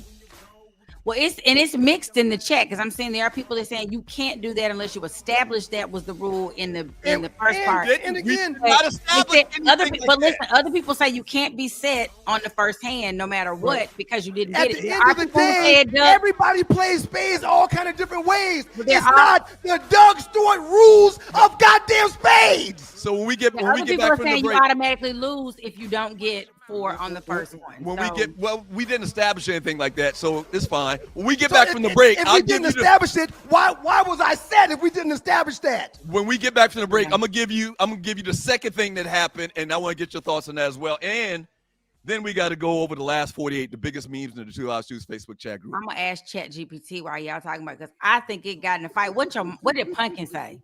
Pumpkin said, "Stop all that arguing." She slept through the whole thing. Oh. So I'll tell you the second bullshiggity that happened in the same spades game that ultimately led to me and my partner Kara just walking away. They quit. Yeah. They quit in a family game of spades that we play once a year. That side of the Stewarts quit. Yeah. But Uncle quit because we don't want to put up with your bullshit. If you would act, we did not want to put up with your bullshit anymore. If you are somebody who is impacted by the government shutdown that is threatening your SNAP benefits, here is one way that you can get access to free groceries that most people don't even know exist. Hi, my name is Beverly. I am a COO and your Chief Empowerment Officer. And the program is the Emergency Food Assistance Program through the USDA. All 50 states, including DC and Puerto Rico, have TFAP distribution programs happening right now. But most people have never even heard of it. The biggest thing is that this is not charity. This is the USDA redistributing American-grown food that has already been purchased from farmers. Once accepted into this program, you get monthly boxes that include meat, dairy, eggs, fresh produce, canned goods, rice, pasta, juice, peanut butter. It's basically a big box of essentials. And it's completely free if you qualify after application. Here's the thing about qualifying. The income limits are way higher than SNAP. You can make up to 300% of the poverty line. Once you're in, they'll send you these packages monthly, or they will direct you to distribution centers where you can pick them up monthly. And it doesn't compete with SNAP. So even when the government comes back online, whenever that will be, you can still keep the program as long as you meet the income requirements. Go to USDA.gov, or you can just use a search engine to find the Emergency Food Assistance Program. It'll let you click on your state, and it'll tell you the distribution centers that are in your area. It walks you through how to apply so that you can get access to these resources now. And if you know any seniors who are struggling with food costs, definitely share this with them, because a lot of seniors qualify even if they are on Social Security and they don't even know. These programs are hidden in plain sight and funded by your tax dollars. Hopefully this will be a resource that is beneficial to you and will help you get access to the groceries you need. It's your boy, Mr. Two Live Stews. Just don't mind so to make up of those stews, and this is your Two Live Stews experience. We're joined by Arlie Wood. Here's the second thing that went down. With Spadegate. We're having Spadegate. Here's the second thing that went down that prompted me and my partner just to walk away. After he gets set, after him and his son, my nephew, get set, the next hand, he says, we want to go a blind so-and-so. I don't even remember what the number was. I want to go, we're going to go a blind so-and-so. 9-7. I say to him, right. I said to him, hey, man, that's something you have to establish before the game starts. You can't go blind so-and-so. He goes crazy. No, you're going to go blind so-and-so. I says, man, wait a minute. Let me say last thing and then you can go. And I'm done with it. Yep. I say, man, we've done this every year for the last 5 or 6 years. You know that we initiate all the rules before the start. We have never, ever, I have never, even when I was in college, never played blinds. But magically, after y'all get one book and we get 12, you want to pop up and throw out, we're going to play blinds? Let me know when you're done. I'm done. Go ahead. Okay. You're done? Yeah. Okay. First things first. Prior to the game, the rules that we established were Big Joker had the color on it. Little Joker was black. Mm-hmm. Next order of trump would be Ace of Spades, then Right. King of Spades. We weren't using Deuce of Diamonds. We weren't using, Yeah. we didn't use deuces, We okay? took out 2 deuces, right. Okay. Right. That's the only thing. I'm talking, Doug. You don't need to, I'm talking to Arlie right now. You asked me to be quiet. I'm asking you to do the I same didn't thing. say nothing. What happened? Okay. Well, no, you were talking. Yeah, but your talking is over now. I'm talking now. Okay. So we didn't set any rules. All we did was talk about the order of trump. What would be a trump, what wouldn't be a trump. Okay? Okay. That's so not only did we not set any rules, we only talked about that, and he did not say you can't play blinds. I did not say you can play blinds. So there were no rules established at all, and he keeps saying we've done this for 10 or 15 years. No, we've done this. This would have been the 3rd year, and no one has ever been set to the point where they needed to bid a blind, because you have to be down by 100 points to bid a blind. And lastly, I've been playing spades since I was knee-high to a grasshopper's tail. I've always played blinds. If he doesn't play blinds, that's fine. I understand, because I know some people who don't play blinds. But you can't tell me that I've never played blinds and that blinds don't exist. No. That is not true. That's not what I said. I said we've never played blinds, and that's something that you have to agree upon before you deal the first hand. Okay, we did not agree to playing blinds before the first hand. Hey Doug. What? I agree with that statement 100%. However, I did not say we're playing blinds, and you did not say we're not playing blinds. Okay, man. All right. So, Arlie, what are your thoughts on that, Arlie? I've played blinds before. I don't like it because I have no control over what's about to happen in my hand, but I don't remember and I'm not the spades like super connoisseur. So I'm trying to remember if they said we got to establish this before, or if it's in an effort to fix like a something, and you could just come out and say blinds. So I'm gonna call Ernest and ask him. You have to establish all rules before you start. But you didn't establish you can't get down 100 points after the first hand and say, "Oh yeah, we want to go blind." Go ahead, but Ollie. you can't establish. But I think that is why it's a possibility. Like that's why I thought it was available so that you can try to even stuff. I don't know though. I'm gonna ask Big Ernest. I'm gonna call him. He's gonna tell it. He gonna break. So if I Diddy can't do 803. something, if I can't do something that I did not discuss, why do you get to do it? From Maul You Diddy did not. 803. You did not say prior to the game we don't do blinds. Maul Diddy 803 better say all that before while that first hand is Right. being dealt. Yeah, I agree. I'm fine with that. And once again, maybe they do. I'm sure they do things a lot different than they do it at South Carolina State. They do things a lot different at Georgia Tech. So Ollie, but those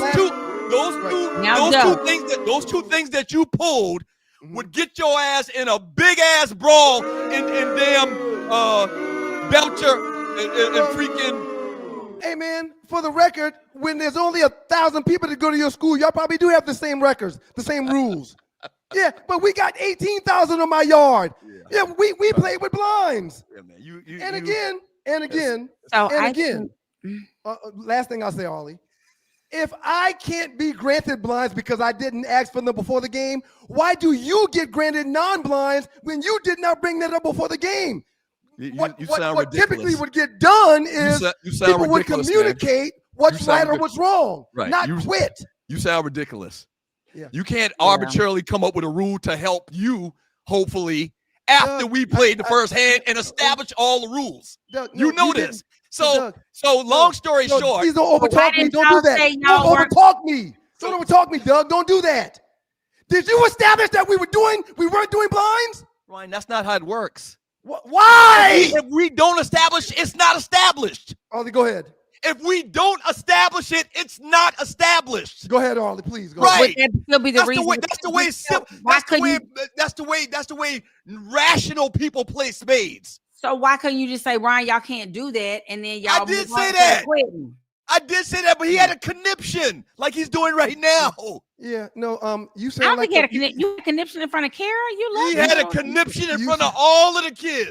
Sir, no. All of the kids. My daughter even videotaped it. There's a video of the situation. Yeah, I had no conniption because I know how to play spades. Everyone that watches this program understands that when it comes to Doug, it's either his way or it's no way. Right. And that's just not how the world works. Right. Yeah, that's just not. So if I needed to say we do blinds, then you needed to say we don't do blinds. Are we doing Christmas at Pumpkins? No. Because if so, I think we need to write down a whole. We need to just go. We now know what lists and things need to happen. We've established the hierarchy of what trumps what. You cannot get set, or yes, you can get set if you get reneged or whatever. You don't make your 4 books and we had a fun little thing going on, and this guy just ruined it. I don't know. Again, in front of the children, and I mean, I was dumbfounded. Rel Scott, how did y'all play the prior 2 years? We never played blinds. Time out. I mean, every year that we didn't have a moment where y'all got we've never even brought up the word blinds in all of the years previously that we've done this. But did you bring up getting set on the first open bid? We played to 250 the first year. Last year we played to 300, and there was no need for anyone to go blind. No one got set. Right, no one got set the first 2 years. You have to establish any special rule like that before you start playing. So Doug, you can't do it because you got set, because you're 100 points down. That's the only reason you did that or tried to do that. Hold on, Doug. So I have to establish the rules, but you don't. So you don't have to say we don't do blinds, but I have to say we do blinds. Doug, does that make any sense? Yeah, whatever, man. Ollie, thank you so much, Ollie. All right, see y'all in the chat. Thank you, Ollie. We appreciate you. Yeah. And then, but the bigger thing to me, man, you quit. That's fine. Yeah, How do you quit in front of young kids like that? Yeah, I quit because. How do you quit in front of your daughter and quit in front of my son? You quit. I didn't want my daughter to be part of that your tomfoolery, man. Right. I didn't want to. Right. I didn't. when somebody's cheating her, do I expect her to stay and keep getting cheated in her face? No. Yeah, yeah. Where's Tree at? Tree, are you there? She must have had to go take a crap. Sir, she had to go take there's people that play blinds. There's people that don't play blinds. Yeah, but you have to establish that before you start playing. What don't you understand about that? You did not establish before we started playing we don't play blinds. Why is this a one-sided conversation? What you're saying is ridiculous. I always play blinds. Any special rules, you establish that before you start playing. You can't in midstream change the rules to the game. In midstream. You don't understand that? But you can. I didn't change anything. Neither did I. We didn't talk about it. Neither did I. Let's run out last 48. The biggest memes in the Two Live Stews Facebook chat group over the last 48 hours.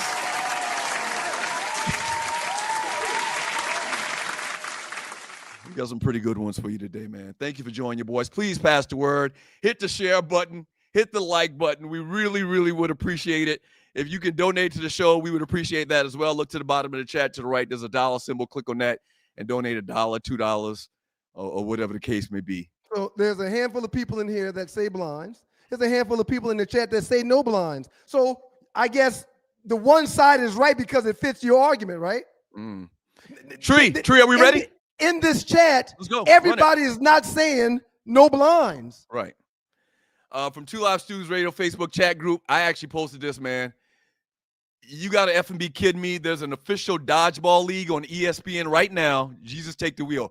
Did you know that there's an official dodgeball league that has a league and they get their games aired on ESPN? A lot of people commented that this is on the Ocho. I don't have the Ocho on my cable little setup on YouTube TV. What's your thoughts? This league has been around for a minute now. I did know about it.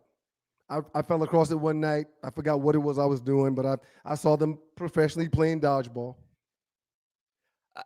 And good for them because dodgeball is one of the funnest games in the world if your body can make those kind of movements. I love dodgeball.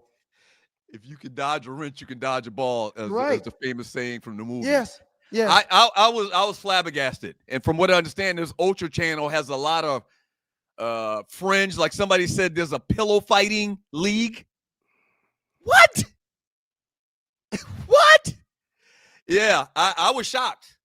I was shocked. And I was watching this, and this looked just like dodgeball in the second grade with them big ass orange or red, the big ass red balls that you ting somebody on the top of their on the side of their skull with, man.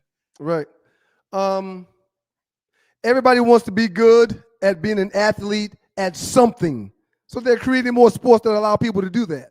Right. So somebody said in the conversation about this that the colonizers come up with sports that they can be good at. No question. And they profit and they market and they make money from it. No question. There should be a rule. There should be a rule in the sports handbook that you can't have a professional sport where you're throwing balls at each other, dodgeballs. No, man. The X Games thing is one of the biggest sports in the world. Yeah, but that's fringe. You know, bicycle jumping, BMX bike jumping, and skateboarding. That's fringe. Yeah.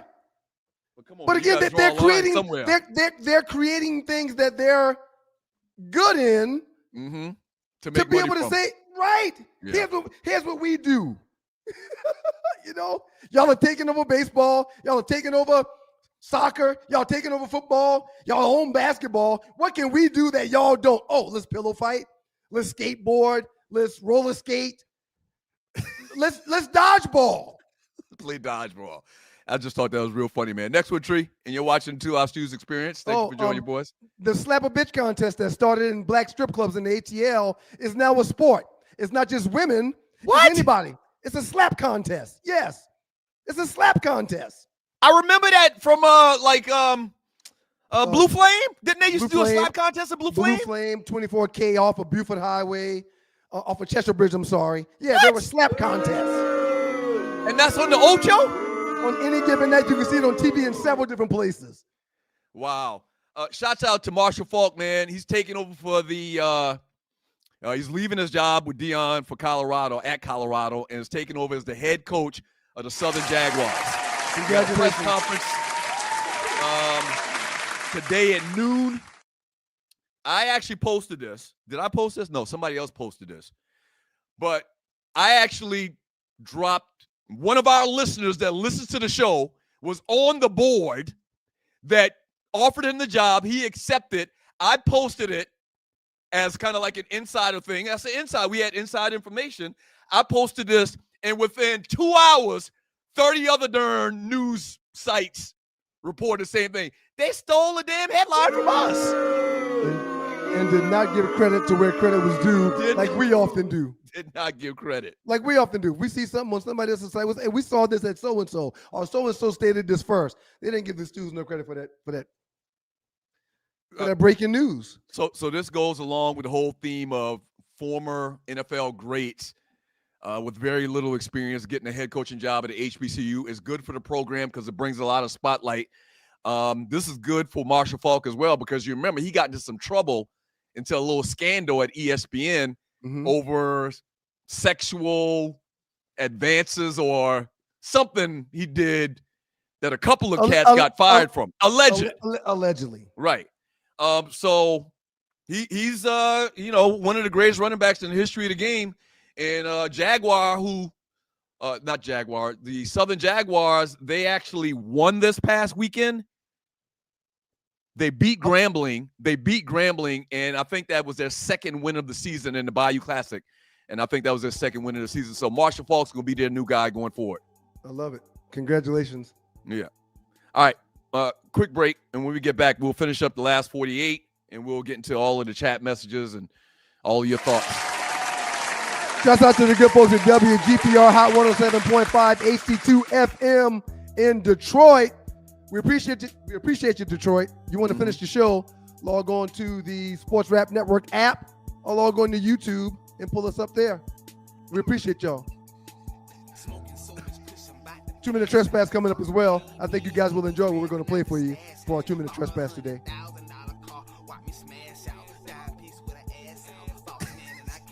You a piece of work, man. Can't just change the rules in the middle of the game. We moved the goalposts in the middle of the game. You a piece of work. It's cool. And think it's cool. You a piece of work, man. Can't just think we got to do whatever he say because he's saying it. It's ridiculous. That's pretty much how this show runs. So you're used to it. So I get it. It's okay. I get it. Can't be asking me questions during the pregame show. Hey, what do you want to do so-and-so? As he writes his own rundown. Like, why would I even answer? Come on, man. And I'm fine with it. Hey, y'all keep it locked to your boys, the Two Live Stews. Peace, Detroit. We love you, man. We love you, man. Your boys, the Two Live Stews. Two Live Stews Experience. Doug Stewart, Ryan Stewart, the makeup of those stews. Peace, Detroit. Hopefully y'all have joined us on the Sports Rap Network app or on YouTube, live and in color. But we appreciate y'all for being here. Thank you for joining your boys. I want to get to this fourth trending story, but you want to do it now or after the last couple of beams? I just want to give a ball of water real quick to Audie Brooks. You know who Audie Brooks is? Yeah, I know Audie. Plays for Iowa State. They beat Indiana. Oh, the big-boned young lady that plays center for Iowa State. The big-boned center that plays for Iowa State. She had 47 points, going 19 to 25, 4 rebounds. And they beat Indiana 106 to 95. She has been literally dominating every single thing that she does on the floor for women's college basketball. She's amazing. Yeah, I saw that stat line. I'm like, because she kind of made a name for herself last year in the tournament, the women's tournament, I believe. She's just very crafty around the basket. No one can move her. She's an unstoppable force in the paint. She fronts her player. They give her the ball. She can go left. She can go right. She can spin. She does it all. Shouts out to you, Audie. She's got a future in the WNBA for sure. So Tree wants us to go ahead and finish the last 48, the biggest memes. Yes? Okay, let's finish the last 48, and then I want to get into trending topic number 4. And you're watching the Two Live Stews Experience. Thank you for joining your boys. Thank you for joining your boys. I think we're probably going to agree on this one. What do you think? All in their prime. Who's running your point? Baron Davis. So you got Gilbert Arenas, Baron Davis, Drew Holiday, Isaiah Thomas, not the original one, but the second one, John Wall, and give me Baron Davis. Now, Deron Williams. All of them are pretty good, but give me Baron Davis. The Williams. I agree.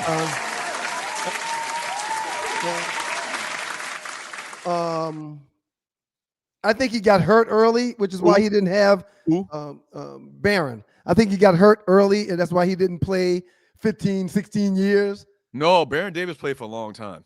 He did play for a long time. Yeah. Okay. Drew Holiday still playing. Gilbert Arenas, I think Gilbert Arenas suffered an injury where his career was cut a little short. Isaiah Thomas, he had some catastrophic injury. They never thought he'd play again, but he actually did, but he wasn't the same. John Wall was a beast. I don't know the story on John Wall, why he just kind of retired because he's just been injured every year. Baron Davis played 13 seasons. Yeah. Baron Davis played 13 seasons, averaging 16 points, 7 assists, and right around 4 rebounds a game. Yep. Yeah, he was an amazing basketball player. All those guys are really good in their own right. But yeah, if I had to pick one to run my team, it's Baron. It's BD for sure. Yeah, I'll take Baron Davis as well. All right, next one, Tree. You're watching the Two Live Stews experience. No knock on Deron Williams, who was one of the points when Utah was exceptionally well. Yeah.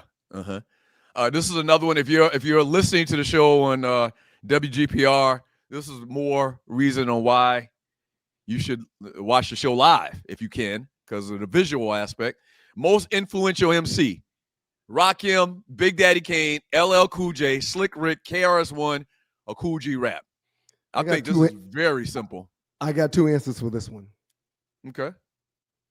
One is KRS-One because he's the teacher.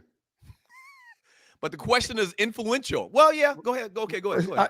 Again, rap has since taken a turn from KRS-One's days, and it's nowhere near as conscious as it used to be. But he kind of set the mark and the pillar that's in place to be conscious and to uplift and teach people that's listening to his music. I would say KRS-One, or I would say the great Rakim, because no one's done it better. Well, Rakim is my choice, and it's because something we talked about many, many times before. The line of delineation between hip hop, hip to the hip hop, that flow, that style was pre-Rakim. Everything after Rakim, it was stepped up because he set the mark on flow. Just a total flow and feel of the music, of the rhymes, man. And you had to step your game up after Rakim, bottom line. You couldn't rap like Melly Mel and them cats did, from Grandmaster Flash and Furious 5 and all of them cats. You had to step your game up because Rakim has brought that level up to an extremely high level. He's my favorite rapper. Yeah, I thought this was simple. All right, last one. I think we got one more. Is this last one? I think we do have one more. Maybe we don't. Another rapper question. This is a tough one. Who is the GOAT of Southern hip hop? Uncle Luke, Scarface, UGK, 8-Ball, MJG, Outkast, Master P, Lil Wayne, or T.I.? I would give it to Outkast because the South got something to say. Those words still reign supreme. However, T.I. is the king of the South. I mean, he's literally the king of the South. It's in his name. I think he's the first person that called himself that. Yeah. But Uncle Luke, though, like there's a legitimate argument to be made about Uncle Luke ain't a rapper, man. Right. But I mean, he's considered, in the rap category. Yeah, he's in the rap category, man, to helping people in the strip club throw more money and shake their ass. I would go with Outkast too, but there's an argument to be made by T.I. I like Scarface Master too. P. Yeah, Scarface, Uncle Luke. 8-Ball, MJG. These some heavyweights, sir. All these people are heavyweights. And a lot of these cats is from different regions, so what one region likes, another region may not like. But I mean, all of these cats got some type of claim to being quote unquote the king of the South, man. Ball award to them all. I don't want to pick nobody. But the purpose of doing this is you have to pick somebody, man. You know? I picked Outkast. I said Outkast. I'd go with okay. Outkast. Okay. Yeah, I'd go with Outkast, man. Okay. Is that it, Tree? Yep, Time that's the last for one. time for some chat messages, Tree. Julius 29C says no ghetto boys. Well, he had Scarface. They had Scarface on there. They had Scarface. Luke is to rap as Kirk Franklin is to gospel music. So man, you do believe in aliens and UFOs, right? Yes. And as I mentioned this past weekend at the crib with Uncle Donnie, that's another thing too, man. If there's a certain number of planets, why would certain humans think that our planet is the only planet that has life? Okay, right. That was a different conversation. I'm thinking It's a about different conversation. I'm thinking about the conversation where you literally were screaming at our Uncle Donnie and y'all were debating whether water can be manufactured or not.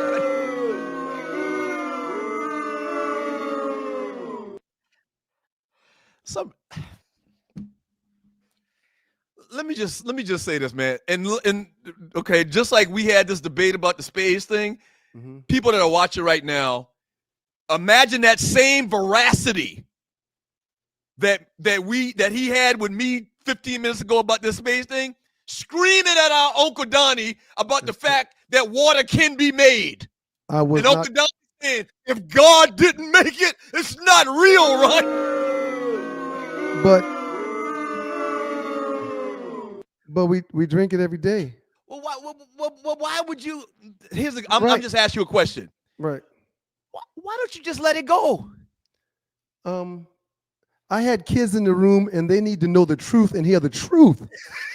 Yeah, I can't let them be in a room where people are bringing up falsehoods or literally just making shit up. They may believe it. And if they weren't in the room, I wouldn't even have been going back and forth, but they were. And even Miles said, yeah, you know, yeah. There's two elements in water, and you have those elements, you can make it. Okay, man. All right. But back to the UFOs and aliens trending. Am I wrong about that? No, man, you're not wrong. Trending topic. Trending topic number 4, and somehow Tree got kicked out of the room, and so she can't bring it back up. But there's a documentary called The Age of Disclosure. It's getting a lot of press. And Tree, if you can bring that back up one more time. It's getting a lot of press from mainstream media. Okay? And The Age of Discovery is a new documentary film by director Dan Farah that investigates an alleged 80-year government cover-up of non-human intelligent life and unidentified anomalous phenomena, UAPs. The film features testimony from 34 high-ranking U.S. government military and intelligence officers, including current Secretary of State Marco Rubio and former Director of National Intelligence James Clapper. So, in a nutshell, what's going on with Tree stuff? In a nutshell, high-ranking government officials in this documentary are on record to say that, yes, we've known about aliens and UFOs for at least 80 years. This division that handles this part of government, in a lack of a better way to put it, this agency that handles the UFO sightings, there's been wreckage that they've confiscated, that they've gone and retrieved, is so secretive that the president really doesn't even know about it. You have to have a clearance level of like 8,000. Everybody else got a clearance level of 50. You have to be clearance level 8,000 to even know about this. But high-ranking official government officials are on the record in this documentary. I watched it. It's like an hour and 20 minutes long. I'm into this type of shit. I thought it was very good. But bottom line is, man, they're not just the USA has said this and come out and said this. Other foreign governments as well know the same things. I believe from a very young age that extraterrestrials are true. Even before E.T., before Alf, I believed.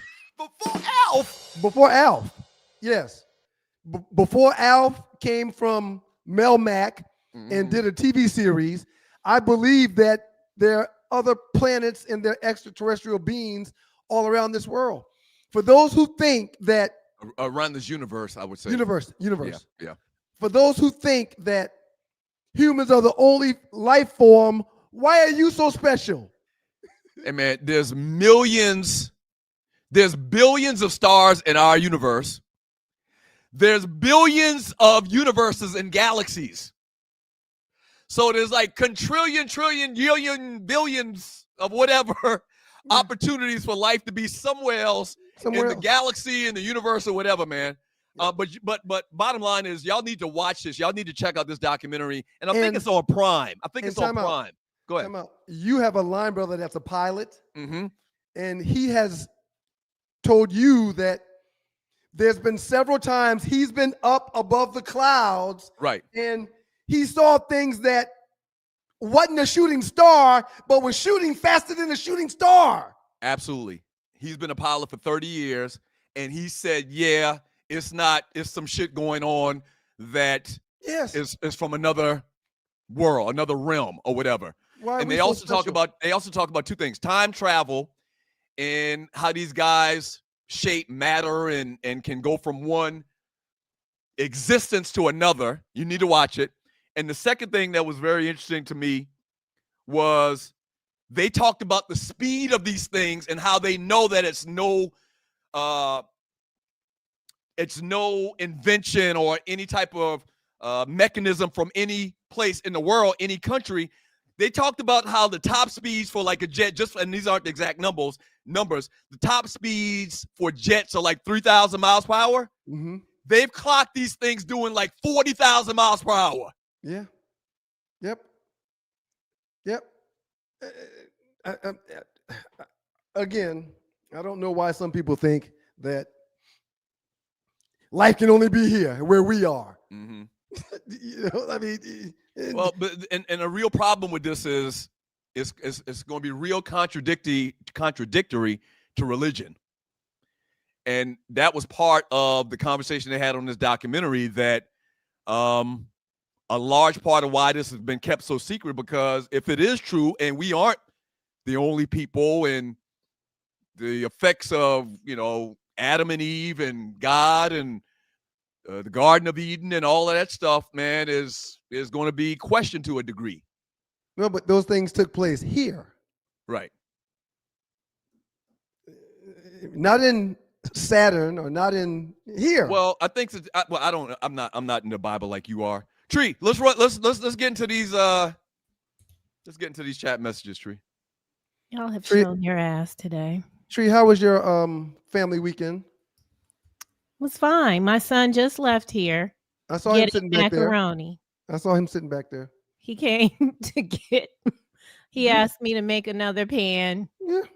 And I made some more. And so he came to get macaroni and cake and said his father ate a lot of his food that I sent.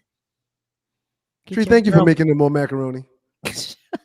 No, I mean you've mentioned not wanting to do that in the past and not doing that, but it's a special weekend, and thank you for doing that. Hey, Tree, let's get to these chat messages. I got to get out of here. Oh no, y'all showed your ass today, but because of the Spade Mortal Kombat thing, I was able to get up. I made the man some tea. I mean, I was up back here cooking while y'all were cooking. Thank you for that. Can we start with this guy right here, Tree? Who? Sure, brother man. I don't see it. Oh, and Doug, when you were talking about the aliens, my computer was acting up. Like it was y'all were talking like robots. And then I tried to get on my phone to just leave it alone. But why should we believe religion is a tool that was designed to control you? Why shouldn't you believe there's other options? If you believe in an omnipotent God, is God limited? He's only omnipotent to us here. Yeah, like and like the galaxy and the universe they're kind of big, kind of a big deal. They're not like small. They're not like going to Cali. That's not how it works. But brother man, thank you so much for your donation. What up, though, Doug, Ryan, Arlene, Free? I always thought you could blinds when you're 100 down or in the negative prior to dealing with the next round. What? Oh, we're talking about spade. Yeah, I was over there cooking. To brother man, blinds exist also. Brother man, thank you for your contribution. We appreciate you, Claire. Thank you very much, brother man. And thank you for sharing your opinion. Brother man. Yeah. Go ahead, Tree. Go ahead. No, right. No. Oh, no, Doug, please. Oh, Lord. Start by shitting on brother man, please, because he don't know what the hell he talking about. Please don't. Please. Why not? But why not? If that's how he feels. Accosted Hispanics, lesbians, homosexuals, straps, slapping bitches. Leave brother man alone, please. Not true. The whole slapping bitches part, it had nothing to do with me. I didn't like that. There used to be a slap. But that's what they called it. They called the contest slap a bitch contest, and it took place at strip clubs. Yeah. So it's not something that I usually agree with you, Tree, but in this case, that's what they called it. That was the name of the contest. It ain't got nothing to do with me. It ain't got nothing to do with me. It's a contest I used to go to on Monday nights and Thursday nights. It ain't got nothing to do with me. It was a contest I used to go to. Okay. That's right. I didn't name it. I didn't create it. I just went to it. I patronized it. Okay, very good. From Jew Jams 4, thank you so much. Good morning to all the dogs and poodles. Good morning to you. This is Julian that you were on the driving range with. Oh, okay. Which one is he in the picture? Let me see. Do I still have the picture up there? Go ahead, Treat. Read the message, and I'll pull it up. Loose neck. Baller award to my Southern University Jaguars for a Bayou Classic win, and welcome Coach Falk. Thank you, Loose neck. Thank you. How you think Marshall gonna do, man? By the way, for people that don't know, Marshall Falk is from New Orleans, so it kind of makes sense because I'd imagine he'll be able to go into high schools in the state of Louisiana, and they know his name. And I want to go play for Marshall Falk. I think that's kind of cool. Okay, so that brother is one of the brothers that's already going in the pitch. He didn't make the pitch. Yeah, he left. He left before everybody even got to the clubhouse. Yeah. But shouts out to you, Julian James. We appreciate you, Julian. Loose neck says that they played spades at TDSS4, and you were getting worked up then too. He played that, and Nick was getting worked up then too. He for those of you that have watched the show for over the last year and a half, thank you for patronizing our business. We appreciate y'all for being here. We hope we're entertaining you or informing you or whatever it is. However, but whenever things don't go his way, he gets upset. And that's not just in spades. No, ain't got nothing to do with spades. His word is law. His word is rule. His word is law. His word is life. Yeah. We all scared of it. If you think differently, you're wrong. Okay. Douglas, it's true. Oh, we can't even hear him. You're mute.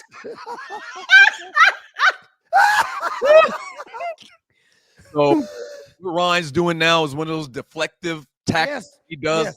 It's all on me. He brings up something else to ignore the actual conversation going on right now. But you can tell would that person would that true statement. Hold on. What that person just put just now, as far as me not liking to lose, is absolutely correct. Right. At the TDSS when we were playing spades, I did get my ass kicked. Yeah. I didn't say I didn't. Yeah. I just mimicked him and mocked him. Shouts out to brother man. Shouts out to brother man who's helping keep the lights on, and you do not want to share your opinion with his thoughts. I appreciate. I get it, Doug. I understand. Frederick Anderson, thank you so much. Blessings to the Stews, Tree, and Arlie. Blessings to you, Frederick Anderson. Thank you, Frederick Anderson. I tried to lighten things up in here. I know y'all don't like Mariah and her $1 billion song, but it's a $1 billion song. It's a $1 billion, and we just gave her $1 billion and one. Listen, it's time to play some Christmas music around this. I'm gonna play Christmas music. Yes, and I can't. Please don't start sending me requests, everybody. I'm gonna do my best. $100 gets the music, but I was trying to lighten things up. You're only going to have six. You're only going to have 6 2-minute trespasses with 5 more left. Right, but we have millions of listeners, so I can't play. That's right. Everything. That's right. But you come correct. Thank you, Loose Neck. From Loose Neck. Thank you so much. Did Ryan take his braids off while saying the prayer at Thanksgiving? Yeah. Did Pumpkin see his new hair growth? I'm very upset because during the prayer, typically before the prayer, we all go around the room and share something that we're thankful for. And I forgot to do that this year. And I realized it while I was praying. So so much stuff going on. But Has Doug ever prayed at Thanksgiving? Yes, he has. Yes. Could you record it next time? Yeah. Why do you want to hear me pray? I just want to see what that feels like to my soul. Yeah. Okay. And this is the same Griff. Aren't you the same Griff that had gold teeth in your mouth sometime on Facebook? Yeah. That's true. It's his alter ego. What? Say it again, Doug. It's true. It is true. Hey, I you saw tried, videos. Griff. I tried, Griff. Yeah, he acts like somebody else, but it's him. I know it's him. They gonna uncover you. They're very funny, Griff. I love it.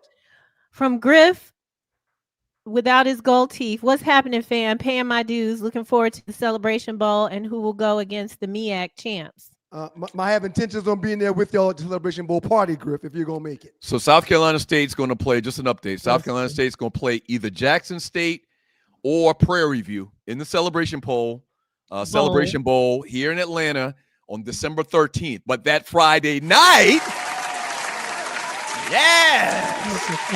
I actually hope it's Prairie View so Kara can see some of her friends. Is she going to be here?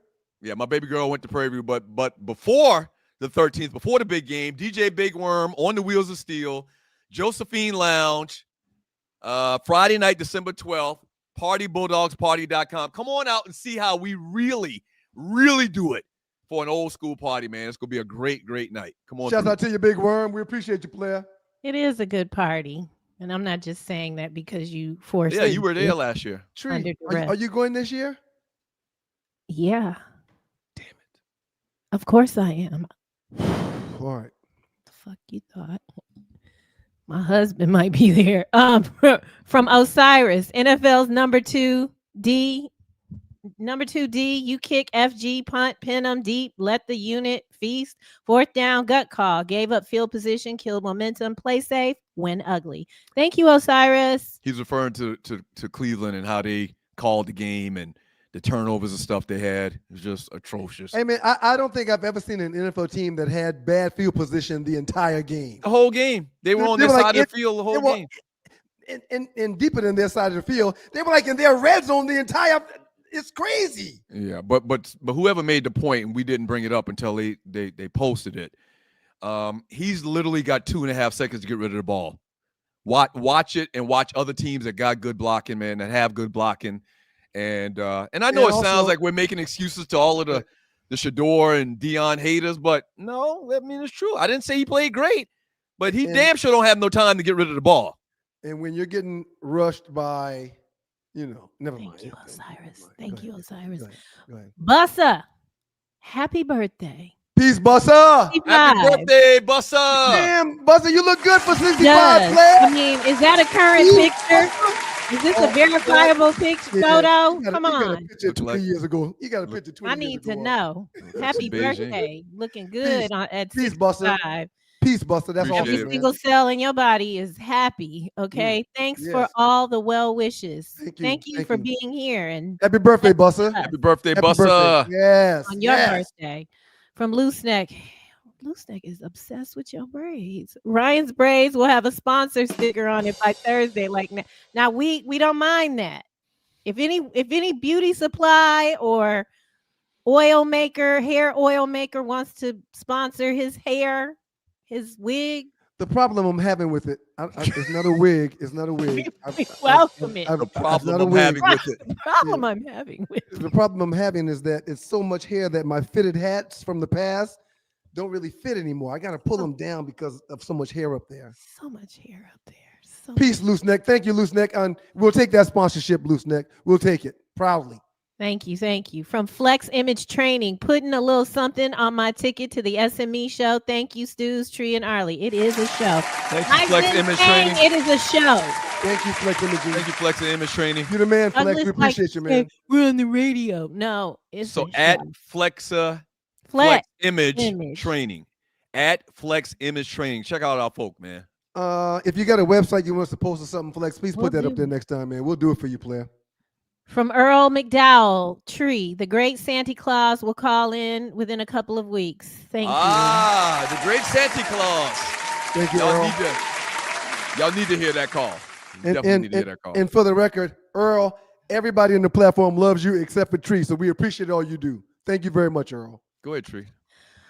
you. From Loose Neck, the next 30 for 30 set gate.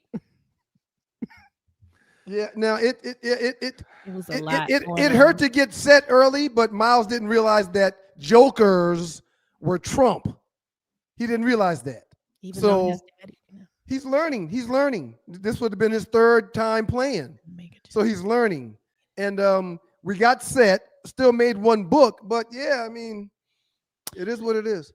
Javon, and I'm going out of order because I asked our leader to address this, and he didn't have time because he was busy taking his brother out.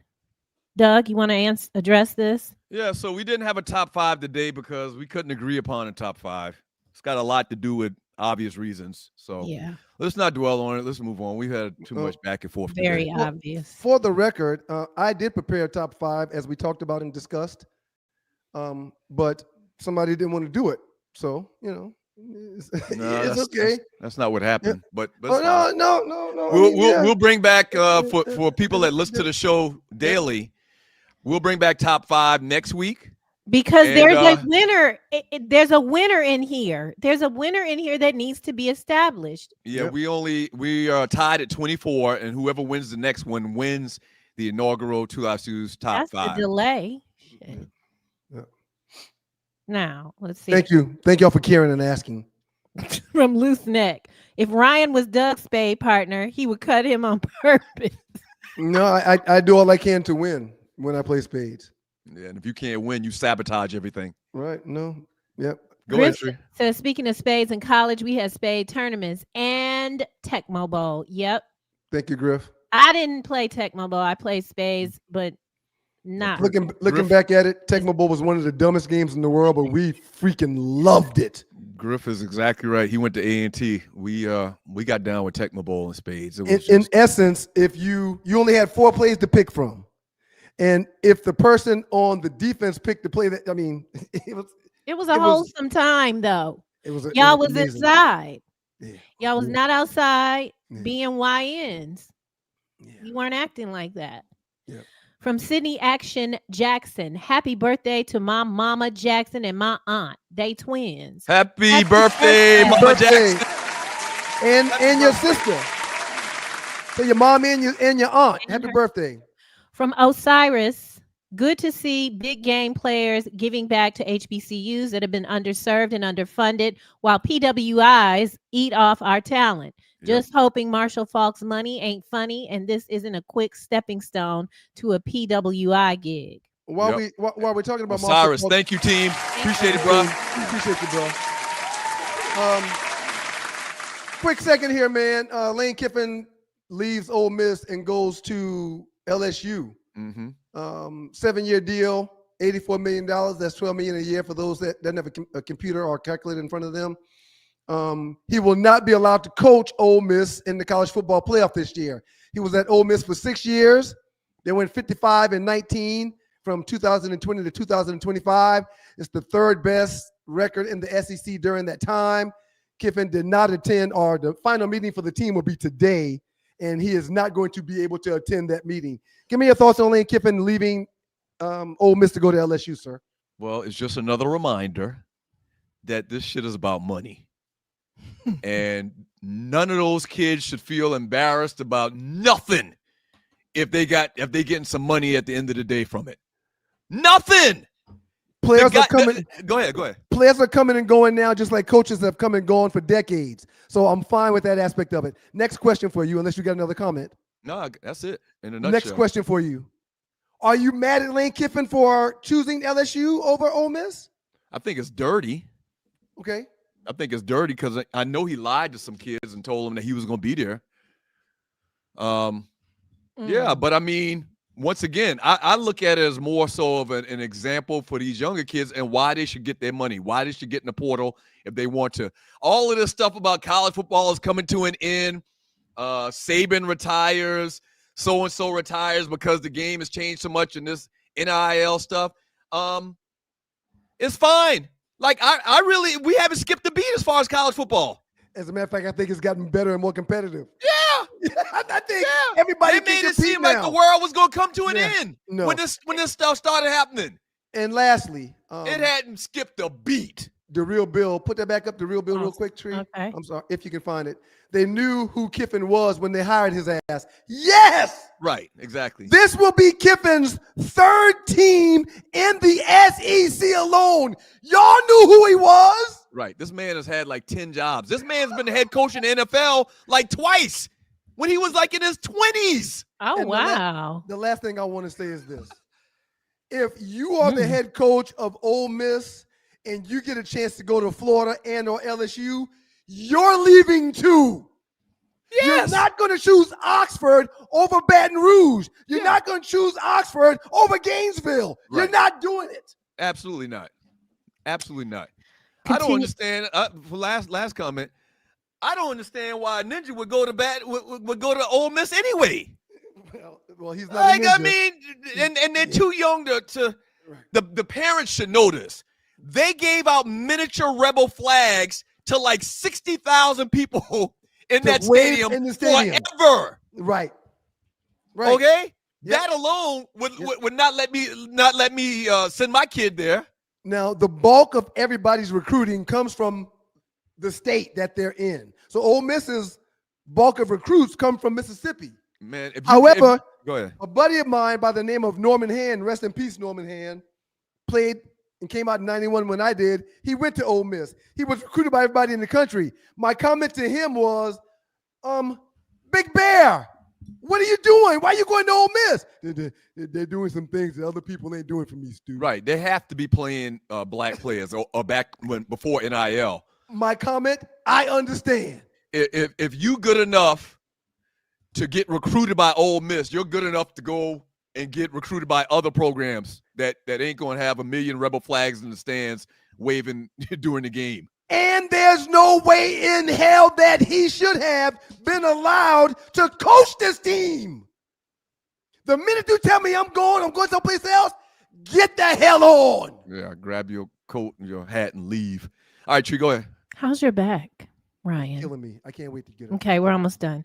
Yep. Black Diamond. If the show is taking requests for Christmas songs, Santa Claus is a black man and what you want for Christmas from Quad City DJs. Love you, Black Diamond. Thank you for your Black contribution. Diamond. Thank you so that's, much. That's two favorites right there.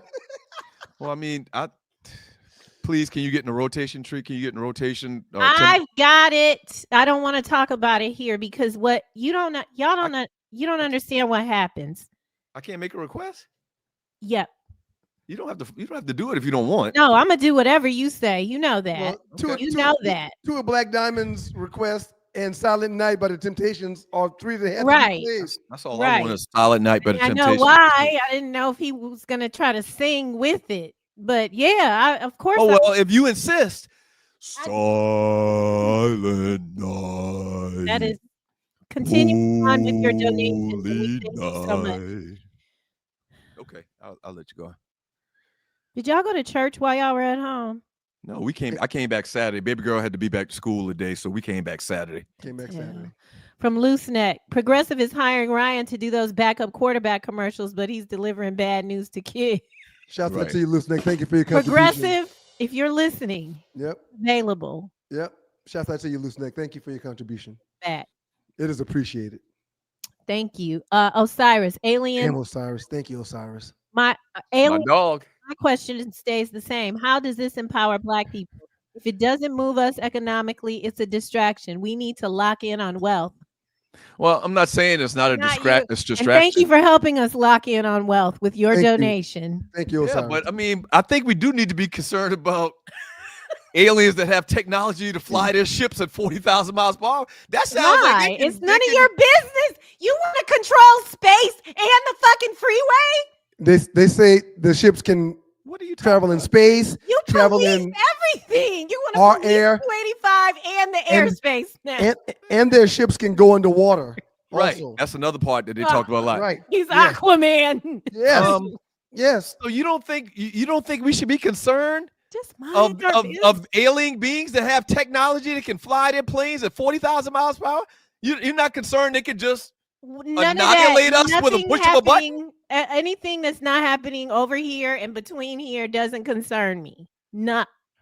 Wow. Between where, Tree? We say between here. What do you mean between where? Next story. RMJ 7656. Damn, RMJ. Thank you, man. Say Thank something. you so much. Thank Say you, brother. something. Our sister, thank you. Well, So let us do something for you. Oh, Me he's for not one, done. I'm concerned about aliens. And the moon. I mean, all of these things are not within your reach. Focus on over here, you know? Okay, Tree. I'm just saying. Concerned about the moon, but not concerned about quitting in front of your kids. That's a problem, man. That's a problem. I mean, I just quit. You can Can't have it my way, so I quit. You can try to spin it any way you want, man. Can't have it my way, so me and my daughter quit. Made her a quitter too. Go ahead, Tree. Well, we're gonna go ahead and start rolling on out of here. Baller to the Falcons for beating teams they weren't supposed to beat and losing to teams they should have beaten. That's my Thank problem. you, That's Player J. That's my biggest problem with them. Yeah, how you beat Buffalo and other teams that so close. are going to be Beat playoff Minnesota. teams. Beat Minnesota. Beat Minnesota. Yeah, but the lowly Jets handle y'all. Freaking lowly Jets. Doug Jetson. Speaking of the Jets. Yeah, he wants to manage all parts of the planet. You're just an overseer with black skin. Yeah. Everything has to be his way or no way. From Big Kev, shout out to the Broncos for sweeping the NFC East. Tree, Yes, Tree, sir. listen to me. Okay. Shame on the Broncos for not covering that 6 points, though. You're much better, and I know you're much better to fall into Ryan's Trumpian narratives. I know you are. But that's what it sounds like when you say stuff like that, like you're agreeing with him or whatever. You know his Trumpian ways. Right. I think Ryan and I Ignore have him. a lot more in common than he likes to admit. We do think quite a bit alike. I just don't like him. That's not true. He doesn't like me. No, I do not. Go ahead, Tree. Go ahead. Doug said Caleb Williams throws the pretty. Yeah, Doug, when you were talking about him, I immediately thought of Nails. Nails. I did too. I mentioned the way you all about said you. it, but your programming is Pretty as ball. right. No. Yeah. Pretty as ball is a football term. But the way you said it, What do you mean the way I you said were it? on here disparaging that man a year ago about his nail them game. same nails. I forgot about the nail thing. That he Yeah, you paints talking his about how nails. pretty his You balls think are. you did. You think That man Yeah, throws you a talking pretty about ball. how That's a pretty his football balls term. are. I like balls from Jeffrey Lanier. Oh, now wait a minute. If you're talking about pretty balls, we can pause if that's the way y'all mean it. It goes over your head.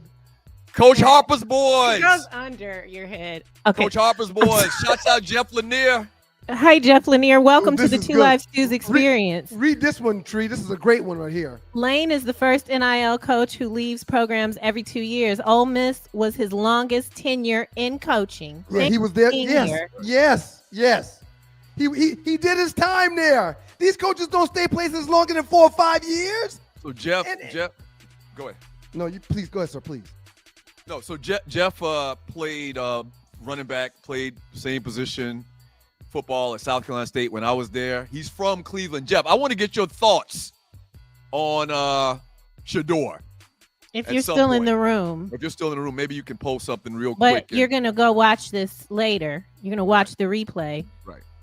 Bring it. But shouts out Jeff. Hope you're doing good. And he the bros now too as well. We're almost done. Thank you, bro. James Cooper. Golding hasn't been a head coach anywhere, and now he is head coach in the SEC. GTFOH. And I was going to mention that also. Everybody's talking about Lane Kiffin taking that job in LSU, but John Summerall, former head coach of the Tulane team in Louisiana, is now the head coach of Florida. Mm-hmm. He's now the head coach of Florida, and it went under the radar. It's not being talked about because everybody got their panties in a crunch because of Lane Kiffin. Mm-hmm. Ooh. Well, Chico, it's something that's inbred in him, so I don't think he's about to play. He's a full-time sheriff. He's talking about the shades. Maybe, perhaps. Maybe. I know you are, but what am I? Ty Davison said he thought if you got 10 or more books on the first hand, that's a win. Yeah, I didn't even get into that. I didn't even get into that because he was going so irate and screaming and spitting so much. Yeah. He would have grabbed the baseball bat and hit me in the side of the head. Javon is Ryan's a lot of people play like that. Fan. A lot of people do play like that. He says if you're down 100, blinds are in play. That's how he always played it. Thanks, Javon.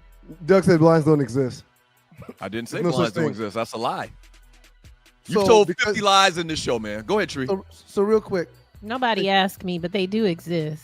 Right. I mean, I didn't say blinds didn't exist. I said you didn't call that out before we started. And neither did you. Why is that okay? But it's not automatic. Blinds are not automatic in everybody's game. It's automatic to me and when I play. It's not because we've done this every year for the last 5 and we've never played blinds. Time out, Doug. What?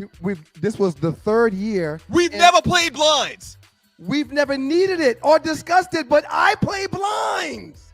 The music is perfect. I play blinds. Chucktown Geechee, welcome back. Haven't seen you in a while. He said going blind is a puss-ass way of trying to get back in the game. Right. Take that graciously and come back. Anybody knows anything about spades, for you to say we play blinds and we didn't establish it before we start, it's bullshit.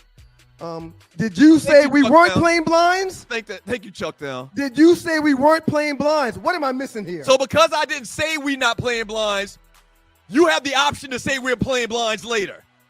Sir, we talked about one thing. We didn't talk about any rules. We talked about the order of the trump. Go ahead, Tree. Go ahead, You think Chucktown Chucktown Geechee is my space partner? I don't give a damn about his space thoughts. Go ahead, Tree. I don't. This is all I'm saying right here. Read this one, machine. Read this one, in the washing machine. I don't need you. My breath smells good. All spades rules must. Rel Scott. All spades rules must be established before the game because there's different rules at different homes. This is true. This is something that's not even debatable. But we're arguing about something that he's trying to make debatable. Right.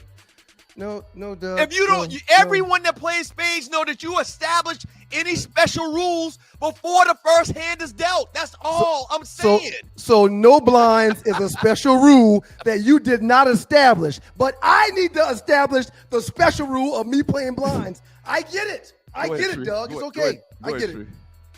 All right. Sydney Action Jackson says he was more upset when he found out wrestling wasn't real than some damn Santa Claus. He's probably right. I remember that. That was a big blow to a 10-year-old kid back in 1979. Doug, this is a winner right here. You absolutely should. I agree. What you got on it? Maybe we should do it in Detroit. Or on the boat somewhere. Oh, yeah. This is programming. On the boat. That's a great idea. Real quick, that's nothing to have a spades game. All we need is a deck of cards. We have to bring the cards. We need to bring more than a deck if we have a tournament. Thank y'all for being here. I got to go. I got someplace to be at 10:30. All right, we're almost done. From Busa, he says the picture's 2 years old. I look the same, just getting gray in my beard. Wonderful. You're doing good, Busa. Real quick, God is good all the time. All time, God is good. If you don't know me, find him, show him love. That's all he's showing you. Nothing but love. Thank y'all. Peace. This is perfect. He's leaving. He says we're BSing on the top 5. I agree. I'm tired of it, and I want it to end. From Sydney Action Jackson, and then that's it. Maybe the aliens. You make it sound like the top 5 is going away. It's just going to start over from the beginning. People love the top 5, Tree. I don't know what you're talking about. Yeah, they do. That's a main attraction to the show. Last but not least. No, Doug, you're the main attraction to the show. And Ryan's hair. Maybe the aliens look like black people. Yeah. I love it.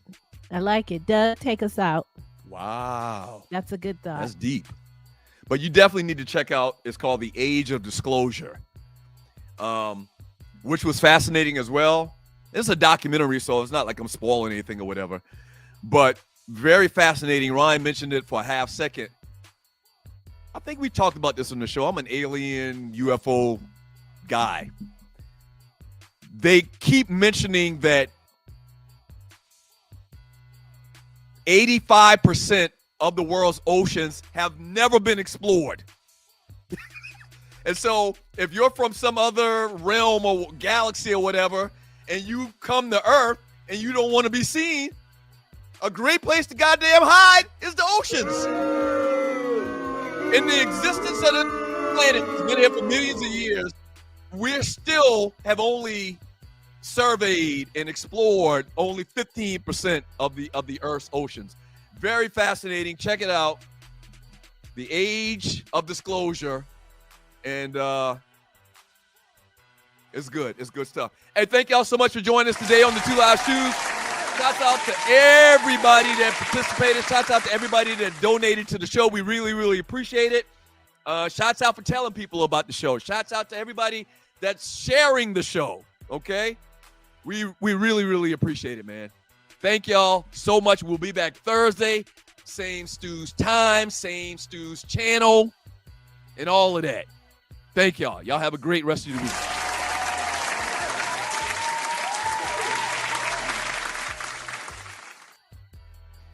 Peace. Dog face.